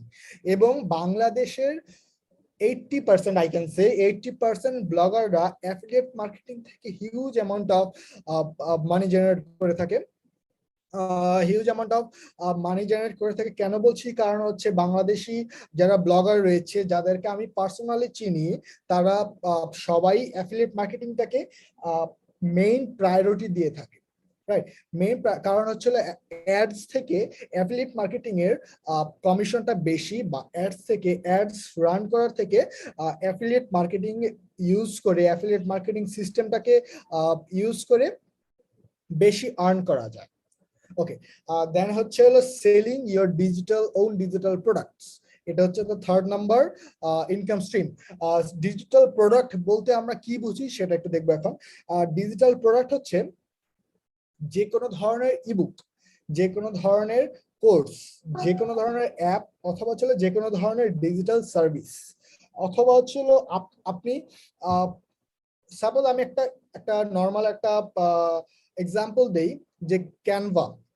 আই থিঙ্ক সবাই মোটামুটি ক্যানভার নাম শুনে থাকবেন। ক্যানভা ইউজ করে আপনি কিন্তু অনেক ধরনের প্রিন্টেবলস ক্রিয়েট করতে পারেন, অনেক ধরনের টেমপ্লেট ক্রিয়েট করতে পারেন। সেই টেমপ্লেট গুলো ক্রিয়েট করে আপনি কিন্তু আপনার ব্লগে প্রোডাক্ট হিসাবে সেল করতে পারেন। এবং ফরেনের মানুষ, আপনি ফাইবারে গেলেও দেখবেন, ফাইবারে গেলেও যদি ক্যানভা টেমপ্লেট বা ক্যানভা এক্সপার্ট লিখে সার্চ দেন তাহলে দেখবেন অনেক অনেক সেলার রয়েছে বা অনেক অনেক ডিজাইনার রয়েছে যারা কিনা তাদের ক্যানভা টেমপ্লেট মেক করা কিন্তু খুবই ইজি। ওইখানে অলরেডি টেমপ্লেট বানানোই থাকে, আপনাকে জাস্ট কাস্টমাইজ করে আপনার মতো করে ডিজাইন তৈরি করে টেমপ্লেট আকারে আপনার ব্লগে অ্যাড করতে হবে প্রোডাক্ট হিসাবে। এবং ওই টেমপ্লেট গুলো যদি সুন্দর হয় এবং মানুষদের পছন্দ হয় তাহলে কিন্তু ওই টেমপ্লেট গুলো বাই করে আপনি একটা ইনকাম স্ট্রিম জেনারেট করতে পারবেন, যেটা হচ্ছে আপনার ওন প্রোডাক্ট। আপনাকে যে কোর্সই করাতে হবে এমন কোনো কথা নাই। আপনি নর্মাল যে কোনো একটা প্রিন্টেবলস, যে কোনো একটা ইবুক, যে কোনো ধরনের ডিজিটাল সার্ভিস প্রোভাইড করে আপনার নিজের ডিজিটাল প্রোডাক্ট ক্রিয়েট করতে পারেন এবং সেখান থেকে আর্ন করতে পারেন। এবং ফোর্থ হচ্ছে earn by flipping your site. Flipping বলতে আমরা কি বুঝি এটি একটু দেখবো আমরা। ফ্লিপিং বলতে মূলত আমরা বুঝি কেনা বেচা। আপনার একটা সাইট রয়েছে, আপনি সেই সাইটে 6 থেকে 7 মাস পরিশ্রম করেছেন বা 6 থেকে 7 মাস পরিশ্রম করেছেন করে আপনার সাইটটাকে রেখে দিয়েছেন এবং সেই সাইটটা আস্তে আস্তে বড় হচ্ছে, বড় হয়ে গ্রো হয়ে তার ওই ব্লকটা থেকে সাপোজ পার মান্থ $300 থেকে $500 আর্ন হচ্ছে। সো আপনি কি করতে পারবেন, এই সাইটটাকে বেচে দিতে পারবেন আরেকজনের কাছে, যেটা আপনার এখন ইনকাম হচ্ছে সেটা থেকে 30 গুণ বেশি দামে। 30 গুণ বেশি দামে, দ্যাট মিনস আপনার যদি সাইটে আর্ন হয় $500 পার মান্থ এভারেজ, সো ওই সাইটটাকে আপনি সেল করতে পারবেন 500 × 30, দ্যাট মিনস $15,000। দ্যাট মিনস $15,000 আপনি আপনার সাইটটাকে সেল করে পেয়ে যাবেন। এবং আমি যদি আমার সময় হয় আজকে অথবা হচ্ছিল নেক্সট সেশনে আমি দেখানোর ট্রাই করব যে ফ্লিপিং সাইটগুলো কিরকম বা কোথায় গিয়ে ফ্লিপ করা লাগে এবং ডিজিটাল প্রোডাক্টগুলো মেইনলি কি এবং সেইগুলো দেখতে কিরকম হয় সেগুলো দেখানোর ট্রাই করব, প্র্যাকটিক্যালি দেখানোর ট্রাই করব। আপনাদের একটা কাজ থাকবে আজকে, যারা অ্যাকচুয়ালি ব্লগিং করতে চান তারা আজকে গিয়ে flippa.com লিখে সার্চ করবেন গুগলে, FLIPPA.com, flippa.com এটা লিখে গুগলে সার্চ করবেন। এখানে কি পাবেন, এখানে পাবেন হচ্ছে অনেক অনেক কন্টেন্ট বেসড বলেন, অ্যাপ বেসড বলেন, স্যাস বলেন, অনেক ধরনের প্রোডাক্ট বলেন। একটা মেইনলি একটা ফ্লিপিং সাইট, সেখানে হচ্ছে আপনি দেখতে পারবেন যে মানুষ কিরকম ভাবে বা কত দামে তাদের ব্লগ ওয়েবসাইট গুলো পাবলিশ করছে বা কত দামে তারা ব্লগ গুলো কিনছে এবং তাদের ব্লগ গুলো থেকে কত টাকা আর্ন হচ্ছে এবং ওই আর্নের বিনিময়ে তাদের যে সাইটের ভ্যালু বা তাদের যে ব্লগ ভ্যালু, সেই ব্লগ ভ্যালুটা কত, সেটা থেকে একটু আইডিয়া নিতে পারবেন যে তাদের মানে আমাদের ভবিষ্যৎটা কি হতে যাবে, মানে আমাদের ভবিষ্যৎটা কিরকম হতে যাবে। যে আমি যদি একটা ব্লগ শুরু করি এবং আমি ওই ব্লগটা থেকে যদি একটা নির্দিষ্ট এস্টাবলিশড পজিশনে নিয়ে যেতে পারি এবং সেই এস্টাবলিশড পজিশন থেকে আমি যদি চাই আমার সাইটটাকে সেল করে কত টাকা জেনারেট করতে পারি, সেটা কিন্তু আপনি একটা আইডিয়া পেয়ে যাবেন যদি আপনি flippa.com-এ যান। আমি একটু ট্রাই, আচ্ছা আমি পরের দিনের জন্য না রেখে আমি আজকেই দেখিয়ে দিচ্ছি। আমি অলরেডি ফ্লিপা খুলে রেখেছি, মেবি একটু আমাকে সময় দিবেন। যে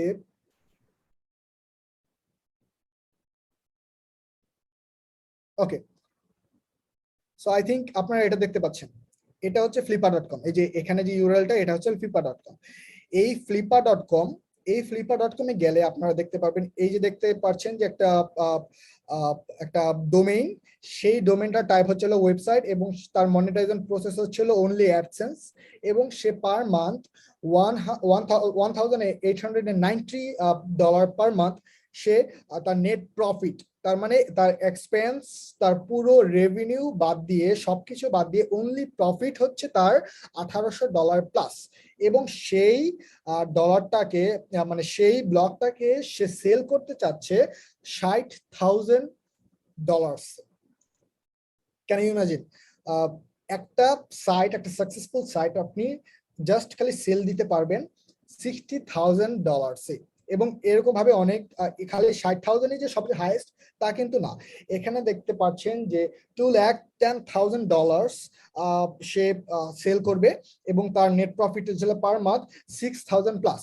এবং এখানে অনেক ছোট সাইটও রয়েছে, অনেক বড় সাইটও রয়েছে। এখানে যদি আপনারা একটু ঘাটাঘাটি করেন তাহলে আই থিঙ্ক মূলত বুঝতে পারবেন পুরোটুকু। এটা হচ্ছিল flippa.com।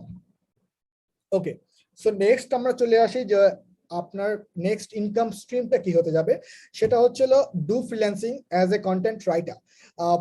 কারণ আমি ধরে নিচ্ছি যারা ব্লগিং শুরু করবেন অ্যাকচুয়ালি তারা রাইটিং সম্পর্কে জানেন, তাদের আর্টিকেল রাইটিং সম্পর্কে ধারণা রয়েছে, এবং আপনি কিন্তু ইজিলি ফাইবার বলেন, আপওয়ার্ক বলেন, আই রাইটার বলেন, প্রো ব্লগার বলেন, এগুলো সাইটে অ্যাকাউন্ট ক্রিয়েট করে আপনি একজন কন্টেন্ট রাইটার হিসাবে আপনার ক্যারিয়ার শুরু করতে পারেন।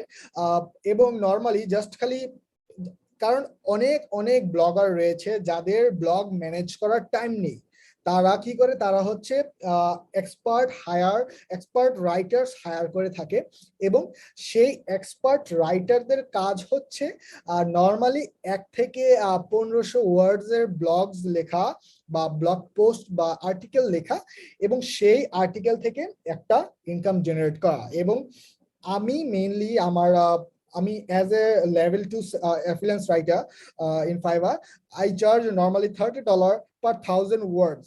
So আমার 1,000 words লিখতে বড়জোর সময় লাগে 2 থেকে 3 ঘন্টা। সো এই 2 থেকে 3 ঘন্টার মধ্যে আমি $30 প্লাস আর্ন করে থাকি। সো এটা হচ্ছে জাস্ট খালি অনলি একটা ক্লায়েন্টের, এবং একটা ক্লায়েন্টের একটা আর্টিকেল লেখার ক্ষেত্রে। এবং আপনারা জানেন হয়তো যে যারা ওয়েব ডিজাইনার রয়েছে বা লোগো ডিজাইনার রয়েছে, অথবা যারা যারা বলেন যে ওয়েব ডেভেলপমেন্টের দিকে রয়েছে, তাদের কাজগুলো কিন্তু ওয়ান টাইম। মানে আপনার একটা ক্লায়েন্টের সাথে কাজ হলো, যার কিনা একটা লোগো ডিজাইন দরকার, আপনি লোগো ডিজাইনটা দিলেন, তারপরে কিন্তু আপনার সেই ক্লায়েন্টের সাথে যোগাযোগ একবারে শেষ। সেই ক্লায়েন্টের সাথে কিন্তু আপনার ভবিষ্যতে হয়তো খুবই কম কাজ করা হবে।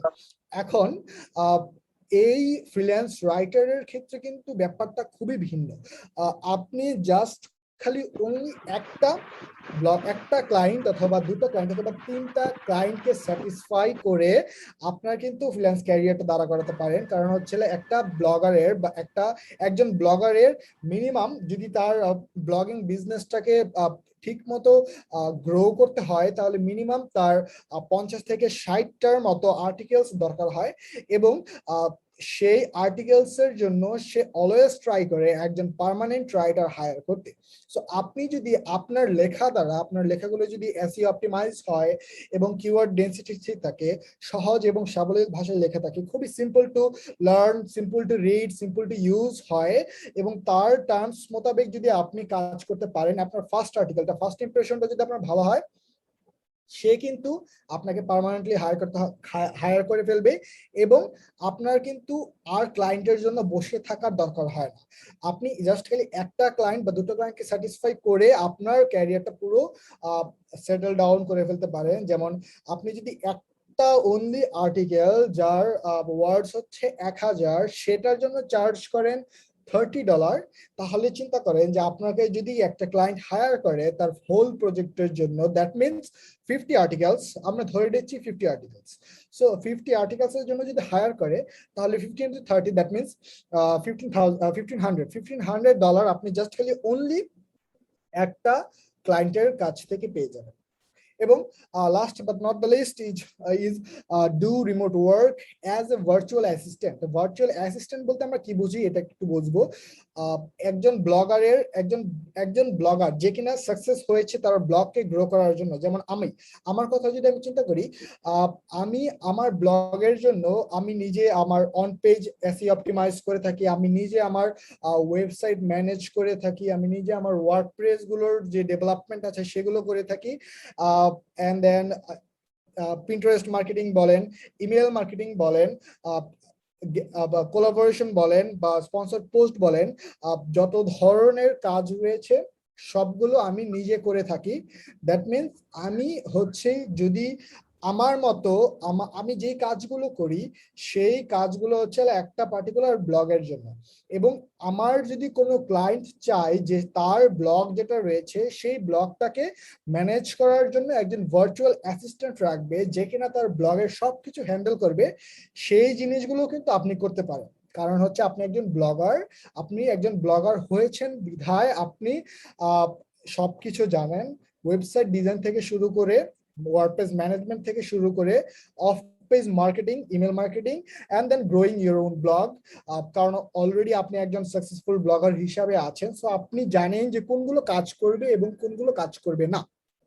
সো আপনি কিন্তু একজন রিমোট ওয়ার্কার হিসেবে কাজ করতে পারেন, ভার্চুয়াল অ্যাসিস্ট্যান্ট হিসাবে। সো এইগুলো হচ্ছে আমাদের 6টা ইনকাম স্ট্রিম। যেই ইনকাম স্ট্রিম গুলো হচ্ছে একটা ব্লগারের জন্য ম্যান্ডেটরি, এবং এই ইনকাম স্ট্রিম গুলো থেকেই একজন ব্লগার আর্ন করে থাকে। আমি ফার্স্টেই বলেছিলাম যে ব্লগার মানেই কিন্তু কন্টেন্ট রাইটার না। কন্টেন্ট রাইটার হচ্ছে বা কন্টেন্ট রাইটিং হচ্ছে জাস্ট খালি অনলি একটা পার্ট ব্লগিং এর ক্ষেত্রে। ওকে, সো এগুলো হচ্ছে আমরা দেখলাম ইনকাম স্ট্রিম। এখন আমরা দেখব যে আমাদের যদি আমরা ব্লগিং শিখতে চাই বা একটা সাকসেসফুল ব্লগ ক্রিয়েট করতে চাই, তাহলে আমাদের কি কি বিষয়গুলো জানা দরকার বা কি কি বিষয়গুলো আমাদের শিখতে হবে। সো ফার্স্টেই হচ্ছে ওয়ার্ডপ্রেস ডেভেলপমেন্ট। কারণ আমি নিজে ওয়ার্ডপ্রেসে কমফোর্টেবল, ইনস্টেড অফ ব্লগার অথবা অন্য কোনো ধরনের সিএমএস প্রোভাইডার থেকে আমি ওয়ার্ডপ্রেসে খুবই কমফোর্টেবল ফিল করি। এবং ওয়ার্ল্ডের মোস্ট প্রবাবলি 60 থেকে 70% ওয়েবসাইটস আর রানিং থ্রু ওয়ার্ডপ্রেস। সো আমরা ট্রাই করব, এবং আমাদের যদি একটা সাকসেসফুল ব্লগ বা একটা নর্মাল একটা ব্লগ ক্রিয়েট করতে হয় তাহলে ওয়ার্ডপ্রেস ডেভেলপমেন্টটা মাস্ট। কারণ ওয়ার্ডপ্রেস যদি আপনি ম্যানেজ করতে না জানেন তাহলে কিন্তু আপনি আপনার ব্লগটাকে কিভাবে রান করতে হবে তার টেকনিক্যাল এসইও টার্মস গুলো এবং টেকনিক্যাল জিনিসগুলো আপনি বুঝবেন না, এবং সেই না বোঝা থেকে আপনার গুগলে র্যাঙ্ক হওয়াটা অনেক বেশি কষ্টসাধ্য হয়ে দাঁড়াবে। সেকেন্ড থিং হচ্ছে এসইও ট্যাকটিক্স। সো এসইও বলতে আমরা দু ধরনের এসইও জানি, একটা হচ্ছে অন পেজ এসইও আর একটা হচ্ছে অফ পেজ এসইও।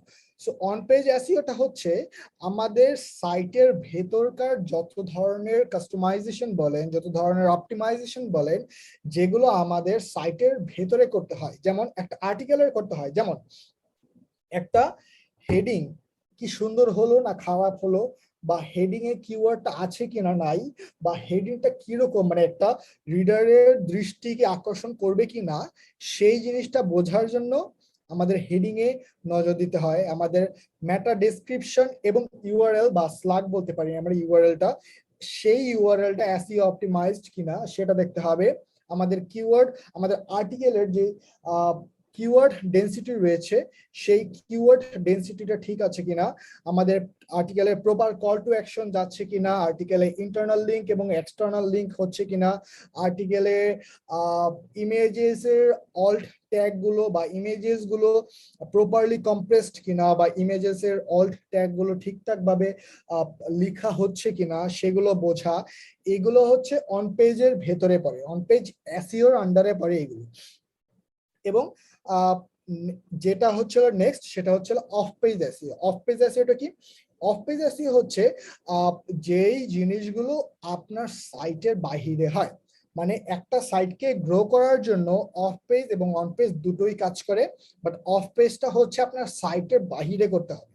যেমন আপনার সাইটের ডোমেন অথরিটি বাড়ানোর জন্য বা গুগলের কাছ থেকে ট্রাস্ট বিল্ড করার জন্য আপনাকে গেস্ট পোস্টিং করতে হয় বা ব্যাকলিংক ক্রিয়েট করতে হয়। ব্যাকলিংকটা কিরকম? ব্যাকলিংক হচ্ছে অন্য একটা ওয়েবসাইটে, যেমন এই ওয়েবসাইটে একটা আমার সাপোজ আমার ওয়েবসাইটটা হচ্ছে ট্রাভেল রিলেটেড, এটা হচ্ছে আমার ওয়েবসাইট, এটা হচ্ছে ট্রাভেল রিলেটেড একটা ওয়েবসাইট, এবং এটা হচ্ছে আরেকটা ট্রাভেল রিলেটেড ওয়েবসাইট, এবং এই ওয়েবসাইটটা আমাকে রেফার করছে তার একটা আর্টিকেলে আমাকে নিয়ে লিখেছে, আমার ওয়েবসাইটটা সম্পর্কে লিখেছে যে আমার এই ওয়েবসাইটে গেলে আপনারা আরো ইনফরমেশন পাবেন।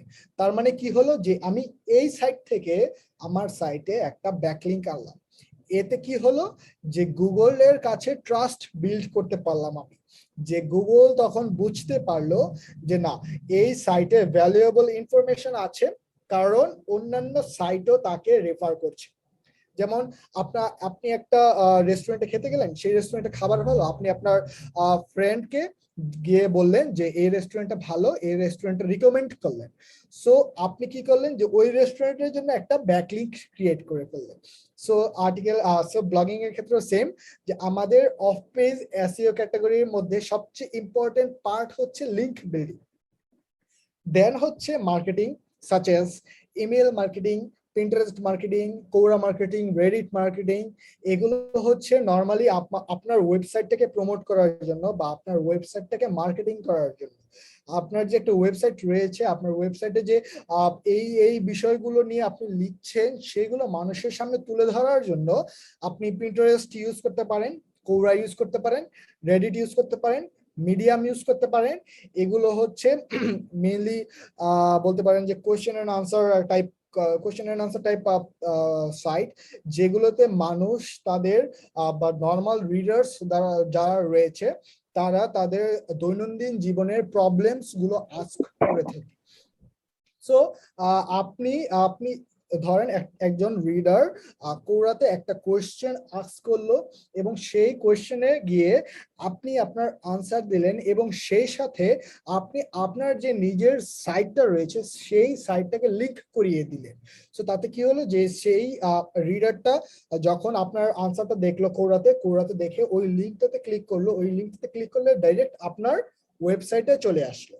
এবং আপনার ওয়েবসাইট যদি ভালো ভ্যালুয়েবল থাকে, ভ্যালুয়েবল আর্টিকেলস থাকে এবং ভ্যালুয়েবল কন্টেন্টস থাকে, তাহলে কিন্তু সেই রিডারটা আপনাকে ট্রাস্ট করবে, এবং আপনার উপর যদি ট্রাস্ট বিল্ড হয়, এবং এতেই আপনার মানি জেনারেট হওয়া শুরু হবে।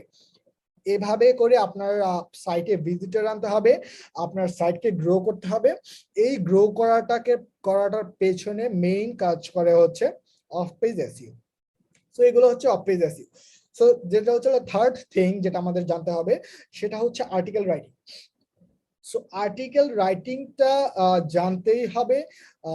একে তো হচ্ছে হলো আপনাকে যে নিজেই লিখতে হবে এমন কোনো কথা নেই। আমি আমার আগের স্লাইডে আপনারা দেখেছেন, আমি বলেছি যে আপনি চাইলে একজন আর্টিকেল রাইটার, প্রফেশনাল আর্টিকেল রাইটারও হায়ার করতে পারেন যদি আপনার ইনভেস্টমেন্ট ভালো থাকে, অথবা আর যদি আপনি চান যে খুবই মিনিমাল ইনভেস্টমেন্ট রেখে আপনি আপনার একটা ব্লগিং বিজনেস রান করতে চান, তাহলে আর্টিকেল রাইটিংটা আপনার নিজেরই শিখতে হবে।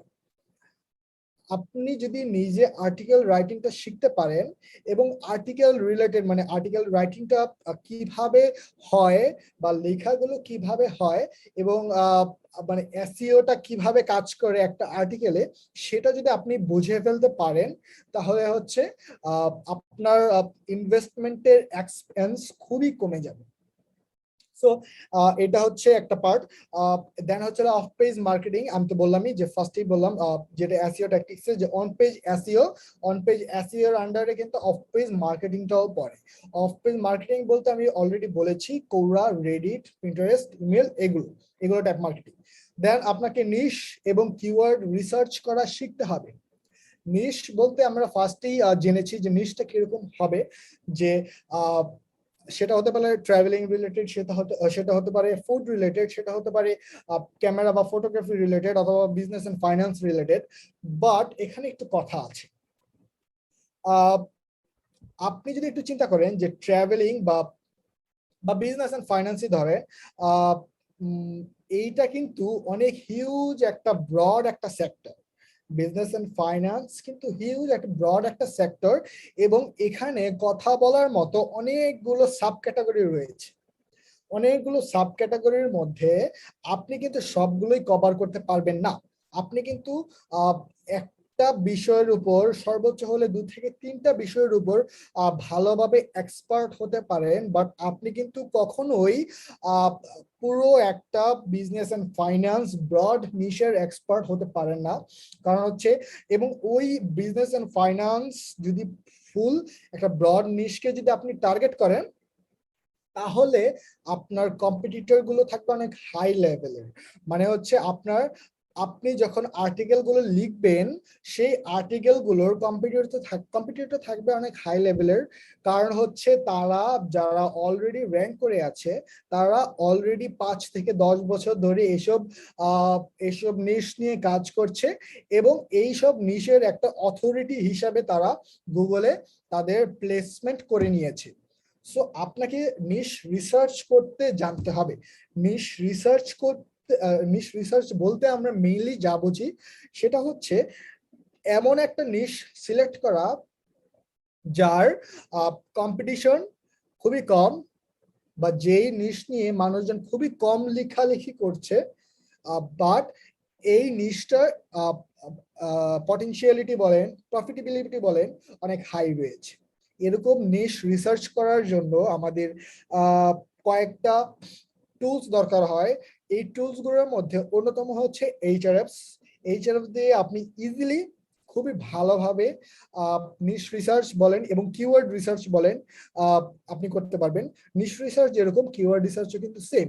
যেমন আপনি নর্মাল একটা র্যান্ডম কিওয়ার্ড নিলেন, র্যান্ডম কিওয়ার্ড নিয়ে আপনি একটা আর্টিকেল লিখলেন, সেই র্যান্ডম কিওয়ার্ডটা নিয়ে যদি আপনি আর্টিকেল লিখেন, এবং ওই কিওয়ার্ডটা যদি খুবই হাই ডিফিকাল্টি হয়, তার কিওয়ার্ডের ভলিউম ধরেন হাই, তার এসইও ডিফিকাল্টিটাও হাই। এসইও ডিফিকাল্টি হাই বলতে বোঝায় যে যেসব কম্পিটিটর রয়েছে তারা অলরেডি অনেক বছর ধরে কাজ করছে, এবং তারা অলরেডি একটা অথরিটি সাইট হিসেবে গুগলের চোখে একটা প্লেসমেন্ট করে নিয়েছে। সো আমাদের কিন্তু ওই কিওয়ার্ড গুলোকে র্যাঙ্ক করা, বা ওই কিওয়ার্ড গুলোতে যারা অলরেডি ফার্স্ট পেজে রয়েছে তাদেরকে বিট করতে অনেক বেশি সময় লাগবে এবং অনেক হার্ডওয়ার্কের দরকার হবে। সো এই কিওয়ার্ডটা আমাদের বের করতে হবে লো কম্পিটিটিভ, হাই ভলিউম, বা মিডিয়াম থেকে হাই ভলিউম। লো কম্পিটিটিভ বলতে যে এমন কিওয়ার্ড চুজ করা সেই কিওয়ার্ড গুলোতে যে ব্লগাররা রয়েছে তাদের ব্লগিং ওয়েবসাইট গুলো খুবই নতুন, অথবা সেই যে আর্টিকেল গুলো লিখেছে সেই আর্টিকেল গুলো বলতে পারেন আপনি লো কোয়ালিটি আর্টিকেল, বা আপনার কনফিডেন্স রয়েছে যে আপনি আপনার আর্টিকেল দিয়ে সেই আর্টিকেলকে বিট করতে পারবেন, বা আপনার আর্টিকেলে আরো ভালো ভ্যালু প্রোভাইড করতে পারবেন। এরকম কিওয়ার্ড রিসার্চ করে আপনাকে বের করতে হবে, এবং ওই কিওয়ার্ড গুলোকে টার্গেট করে আপনাকে লিখতে হবে। এই কিওয়ার্ড রিসার্চ এবং নিশ রিসার্চটা আপনাকে মাস্ট শিখতে হবে। যদি এগুলো ভালো মতো শিখতে পারেন, তাহলে হচ্ছে আপনি একটা মানে আমি যে আগের স্লাইডে বলেছিলাম যে আমার অ্যাজ ইউজুয়াল টাইম লেগেছিল 1.2 ইয়ার্স আমার একটা সাকসেসফুল ব্লগ ক্রিয়েট করতে। সেইটার হওয়ার পিছে মেইন রিজনটাই ছিল আমি কিওয়ার্ড রিসার্চ এবং নিশ রিসার্চটা ফার্স্টের দিকে করতে পেরেছিলাম না। তাই আমার সময় লেগেছে বেশি, আমার হার্ডওয়ার্ক করতে হয়েছে বেশি, আমার কম্পিটিটরদের বিট করতে অনেক বেশি পরিশ্রমের প্রয়োজন হয়েছে। সো আপনাদের যদি এরকম কোনো ধরনের আপনারা যদি এরকম কোনো প্রবলেম ফেস করতে না চান, তাহলে কিন্তু আপনাকে ফার্স্টের ডে থেকে নিশ রিসার্চ এবং কিওয়ার্ড রিসার্চটাকে গুরুত্ব দিতে হবে, এবং সেই রিসার্চ গুলো করে আপনাকে এমন এমন কিছু জিনিস বের করতে হবে যেগুলোতে কম্পিটিটিভনেস খুবই কম। তো এটা হচ্ছে 5 নাম্বার। এবং সিক্সথ হচ্ছে বেসিক্স অফ ডিজিটাল মার্কেটিং। এই বেসিক্স গুলো আমাদের ইন্টারেক্টিভ কেয়ারসে কিন্তু অনেক ধরনের ডিজিটাল মার্কেটিং নিয়ে কোর্স রয়েছে। আমাদের মেবি সামনে একটা খুবই বড় একটা ক্যারিয়ার প্যাথ আসতে যাচ্ছে ডিজিটাল মার্কেটিং নিয়ে। সেই ডিজিটাল মার্কেটিং যদি আপনি ভালোভাবে করতে চান এবং সেই ডিজিটাল মার্কেটিং এর বেসিক্স থেকে অ্যাডভান্স সম্পর্কে যদি আপনি ভালোভাবে জানতে চান, তাহলে কিন্তু এই ইন্টারেক্টিভ কোর্সের যে ক্যারিয়ার পাথটা রয়েছে সেই পাথে ইনরোল করতে পারেন। অথবা যদি আপনি ক্যারিয়ার পাথ ইনরোল করতে না চান, নর্মাল অনেক কোর্স রয়েছে আমাদের যেগুলো খুবই ইনসাইটফুল এবং সেই কোর্সগুলোতে basic to advance digital marketing নিয়ে কথা হয়েছে। সেই কোর্সগুলো ইনরোল করে আপনি কিন্তু একটা ডিজিটাল মার্কেটিং সম্পর্কে খুবই ভালো আইডিয়া পেতে পারেন। এবং আপনি যদি মনে করেন যে আপনি আমার মতো সেলফ মেড এন্টারপ্রেনার হবেন, তাহলে ইউটিউব ইজ দ্য কি। ইউটিউব তো আছেই, গুগল তো আছেই, এবং অনেক ধরনের ফ্রি কোর্স তো আছেই। সেগুলো ব্রাউজ করবেন, সেগুলো খুঁজে খুঁজে বের করবেন। এবং আই হোপ যেহেতু আমি পেরেছি সেলফ মেড হতে, একজন সেলফ মেড এন্টারপ্রেনার হতে, আই গেস আপনারাও পারবেন। বাট এতে হয় কি, অনেক ধরনের বাধার সম্মুখীন হতে হয়। মানে আপনি নিজেও বুঝবেন না যে আপনাকে কোন রাস্তা দিয়ে হাঁটতে হবে, কোন রাস্তাটা ঠিক।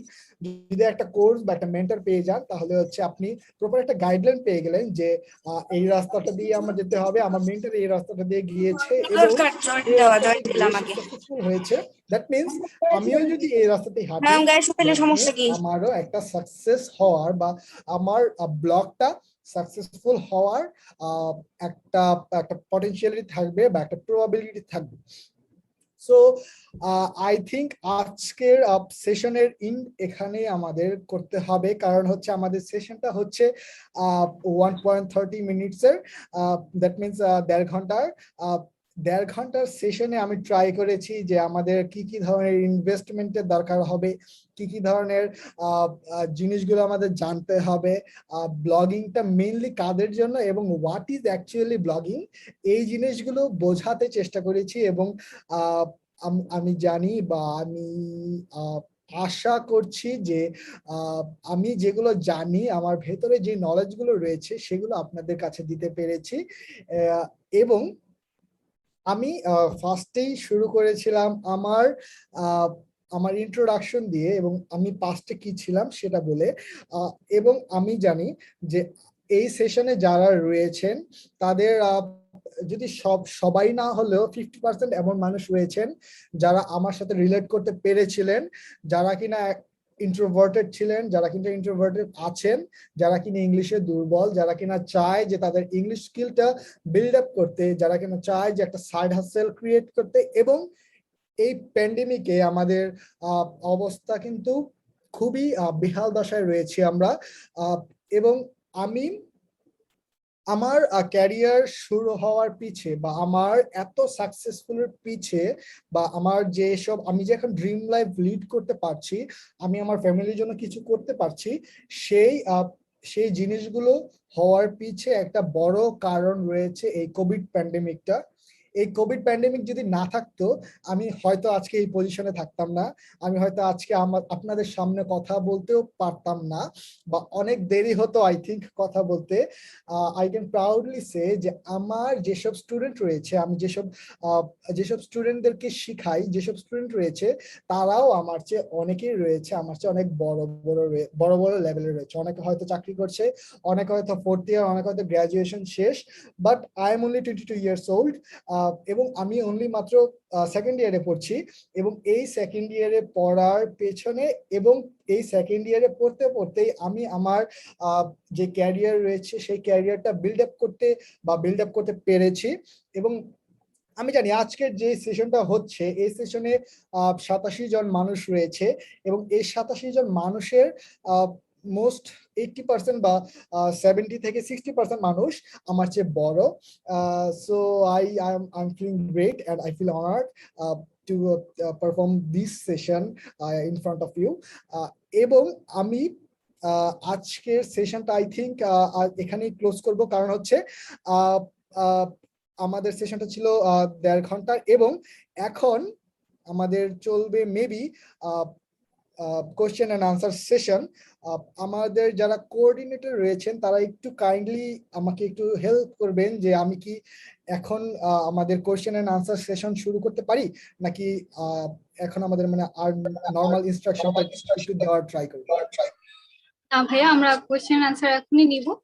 তো আমাদের পার্টিসিপেন্ট যাদের প্রশ্ন আছে আপনারা হ্যান্ড রেজ করতে পারেন, আমরা প্রত্যেককে সুযোগ দিব। আচ্ছা ভাইয়া, এক চ্যাট বক্সে কিছু কোয়েশ্চেন এসেছে। ভাইয়া, can I publish the same content on my monetized WordPress website and blogspot site? আচ্ছা, আমি কি শুনতে পাচ্ছি না নাকি সবারই এরকম হচ্ছে?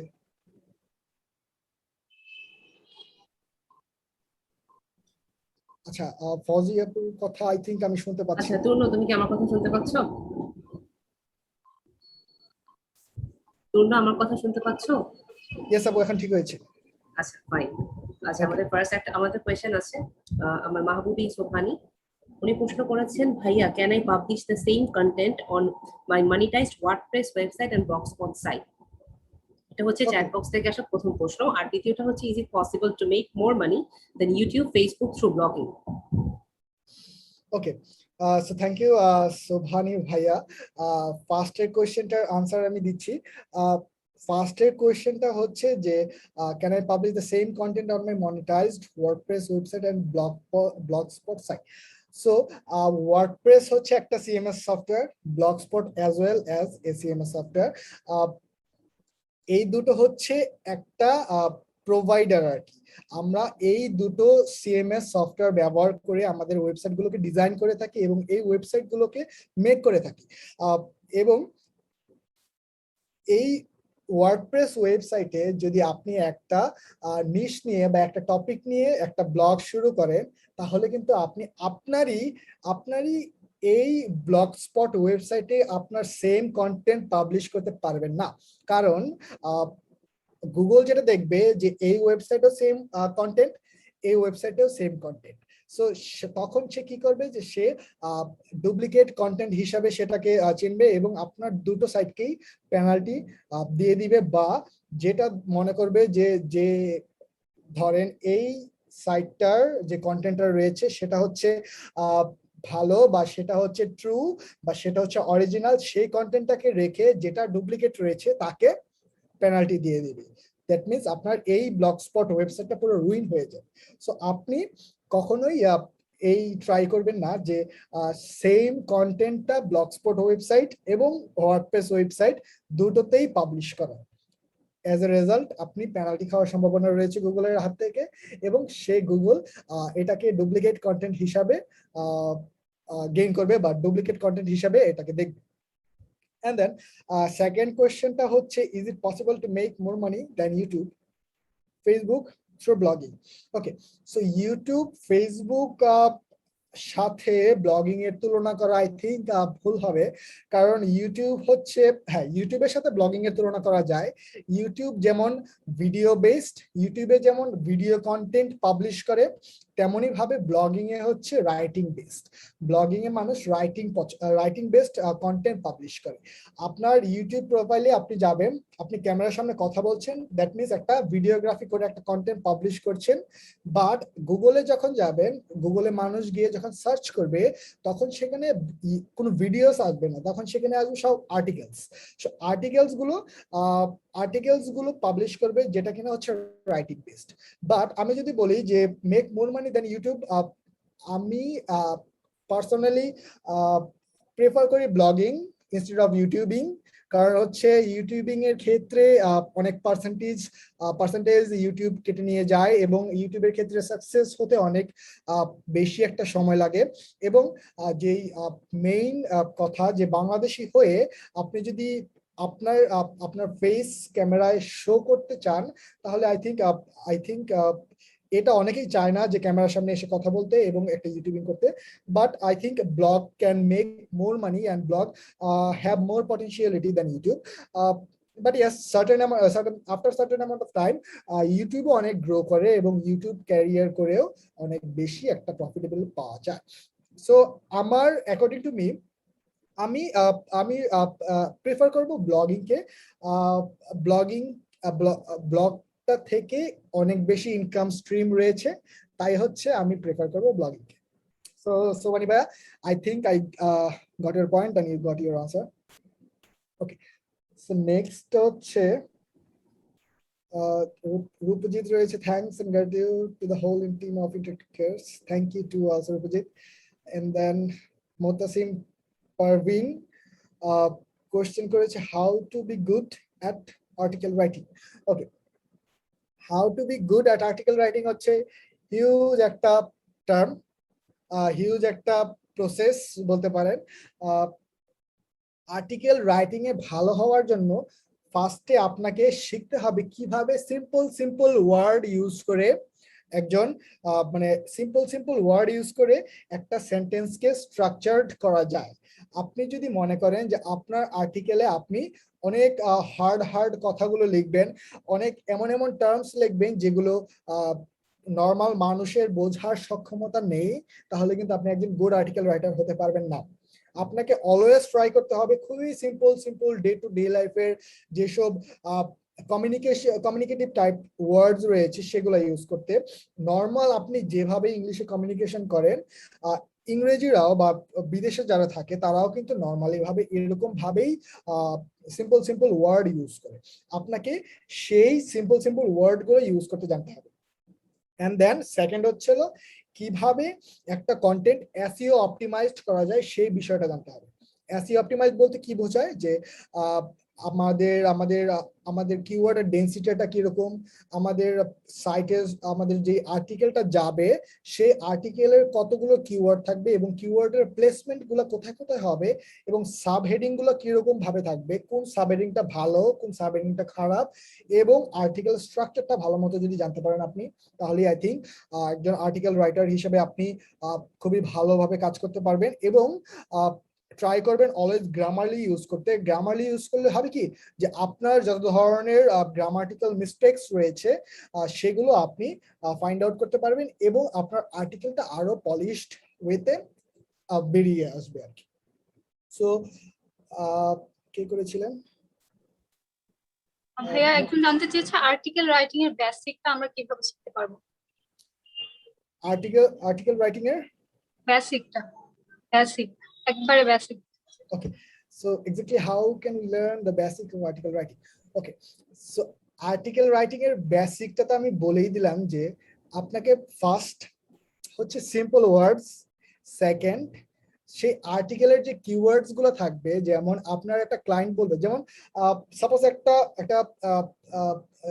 এক্সাম্পল ধরেন যে একজন ক্লায়েন্ট আছে, সে আপনাকে তার একটা আর্টিকেল রয়েছে যে how to be a freelancer. Okay, তার আর্টিকেলটা হচ্ছে how to start a freelancing job. So এটার মেইন যে ফোকাস কিওয়ার্ড সেটা হচ্ছে স্টার্ট ফ্রিল্যান্সিং। সেই মেইন ফোকাস কিওয়ার্ডটাকে আপনাকে through out the article use করতে জানতে হবে এবং জায়গায় আপনি কিছুক্ষণ পরে আর্টিকেলের যেই মেইন ফোকাস কিওয়ার্ডটা রয়েছে সেটা বসাতে কিভাবে হয় সেটা জানতে হবে এবং সাব হেডিংস গুলো ঠিকঠাক ভাবে দিতে হবে এবং জাস্ট খালি ভাষাগুলো সিম্পল ওয়ার্ডস এর রাখবে। যত সিম্পল রাখতে পারবেন আর্টিকেল তত হাই কোয়ালিটি হবে আপনার আর্টিকেল, কারণ রিডার্সরা কখনোই চায় না যে হার্ড ওয়ার্ডস গুলোকে তারা রিড করবে, কারণ হার্ড ওয়ার্ডস গুলো রিড করতেও অনেক বেশি কষ্ট।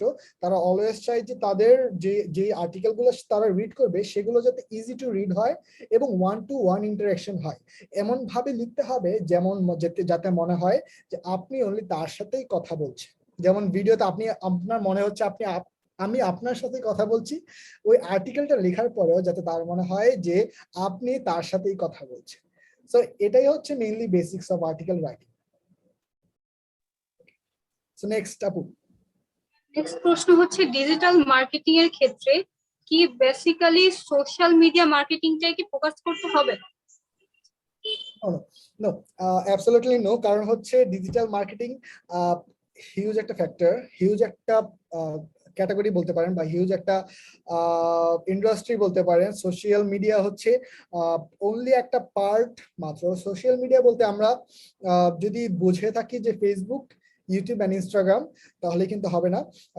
কারণ ডিজিটাল মার্কেটিং এর ক্ষেত্রে গুগলের অনেক বড় একটা অবদান রয়েছে, গুগল অ্যাডস অনেক বড় একটা অবদান রয়েছে। কারণ একটা পার্টিকুলার স্পেসিফিক কিওয়ার্ডের বা প্রতিদিন যদি আপনি চিন্তা করেন, প্রতিদিন গুগলে 3 মিলিয়ন প্লাস সার্চ হচ্ছে। সো আপনি যদি সেই গুগলটাকেও যদি একটু আইডেন্টিফাই করতে পারেন, বা গুগল অ্যাডস যদি পেইড অ্যাডস যদি চালাতে পারেন এবং ওই অ্যাডসে যদি আপনার ওয়েবসাইট থেকে প্রমোট করতে পারেন, তাহলে কিন্তু অনেক বড় একটা বেনিফিটেড হবে। সোশ্যাল মিডিয়াটা তো খুবই হিউজ একটা ফ্যাক্টর, বাট আপনি আপনার যেমন medium.com রয়েছে এবং quora.com রয়েছে, reddit.com রয়েছে, এগুলোতে মানুষ প্রশ্ন করতে পছন্দ করে, এগুলোতেও কিন্তু মার্কেটিং করা যায়। এগুলোতে অর্গানিক মার্কেটিংও করা যায়, পেইড মার্কেটিংও করা যায়।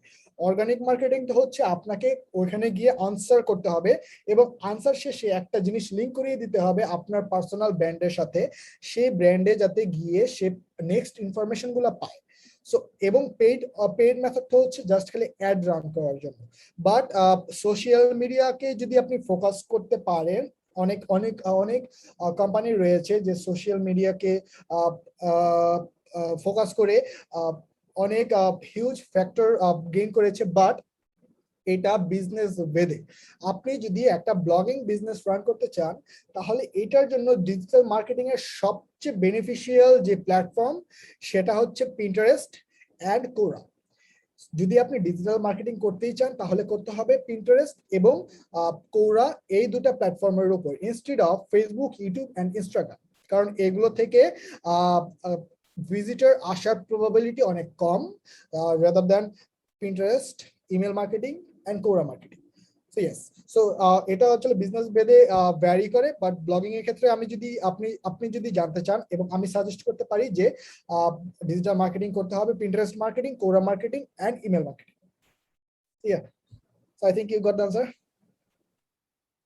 The next question হচ্ছে, if I want to start writing contents in Bangla, how it will be? আচ্ছা, আমি একটু ইন্টারাপ্ট করি। আমাদের সামনে আর্টিকেল রাইটিং নিয়ে আরো 2টা সেশন আসছেন। আমাদের হচ্ছে নিউজ পেপার আর্টিকেল রাইটিং বলে, বা হচ্ছে আমাদের বুট ক্যাম্পের এখনো সেকেন্ড পার্টটা বাকি রয়ে গেছে।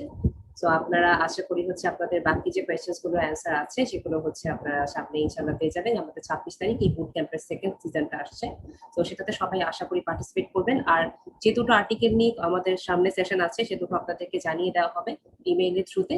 সো আপনাদের ইমেইলে চোখ রাখতেই আপনারা আশা করছি পেয়ে যাবেন যে আর্টিকেল নিয়ে আপনাদের যে প্রশ্নগুলো আছে বা ওয়ার্ডপ্রেস রিলেটেড বা হচ্ছে এই প্রশ্নগুলো আছে, সেগুলো হচ্ছে তোমরা আশা করি সেকেন্ড সেশনে বলবো, তাই না?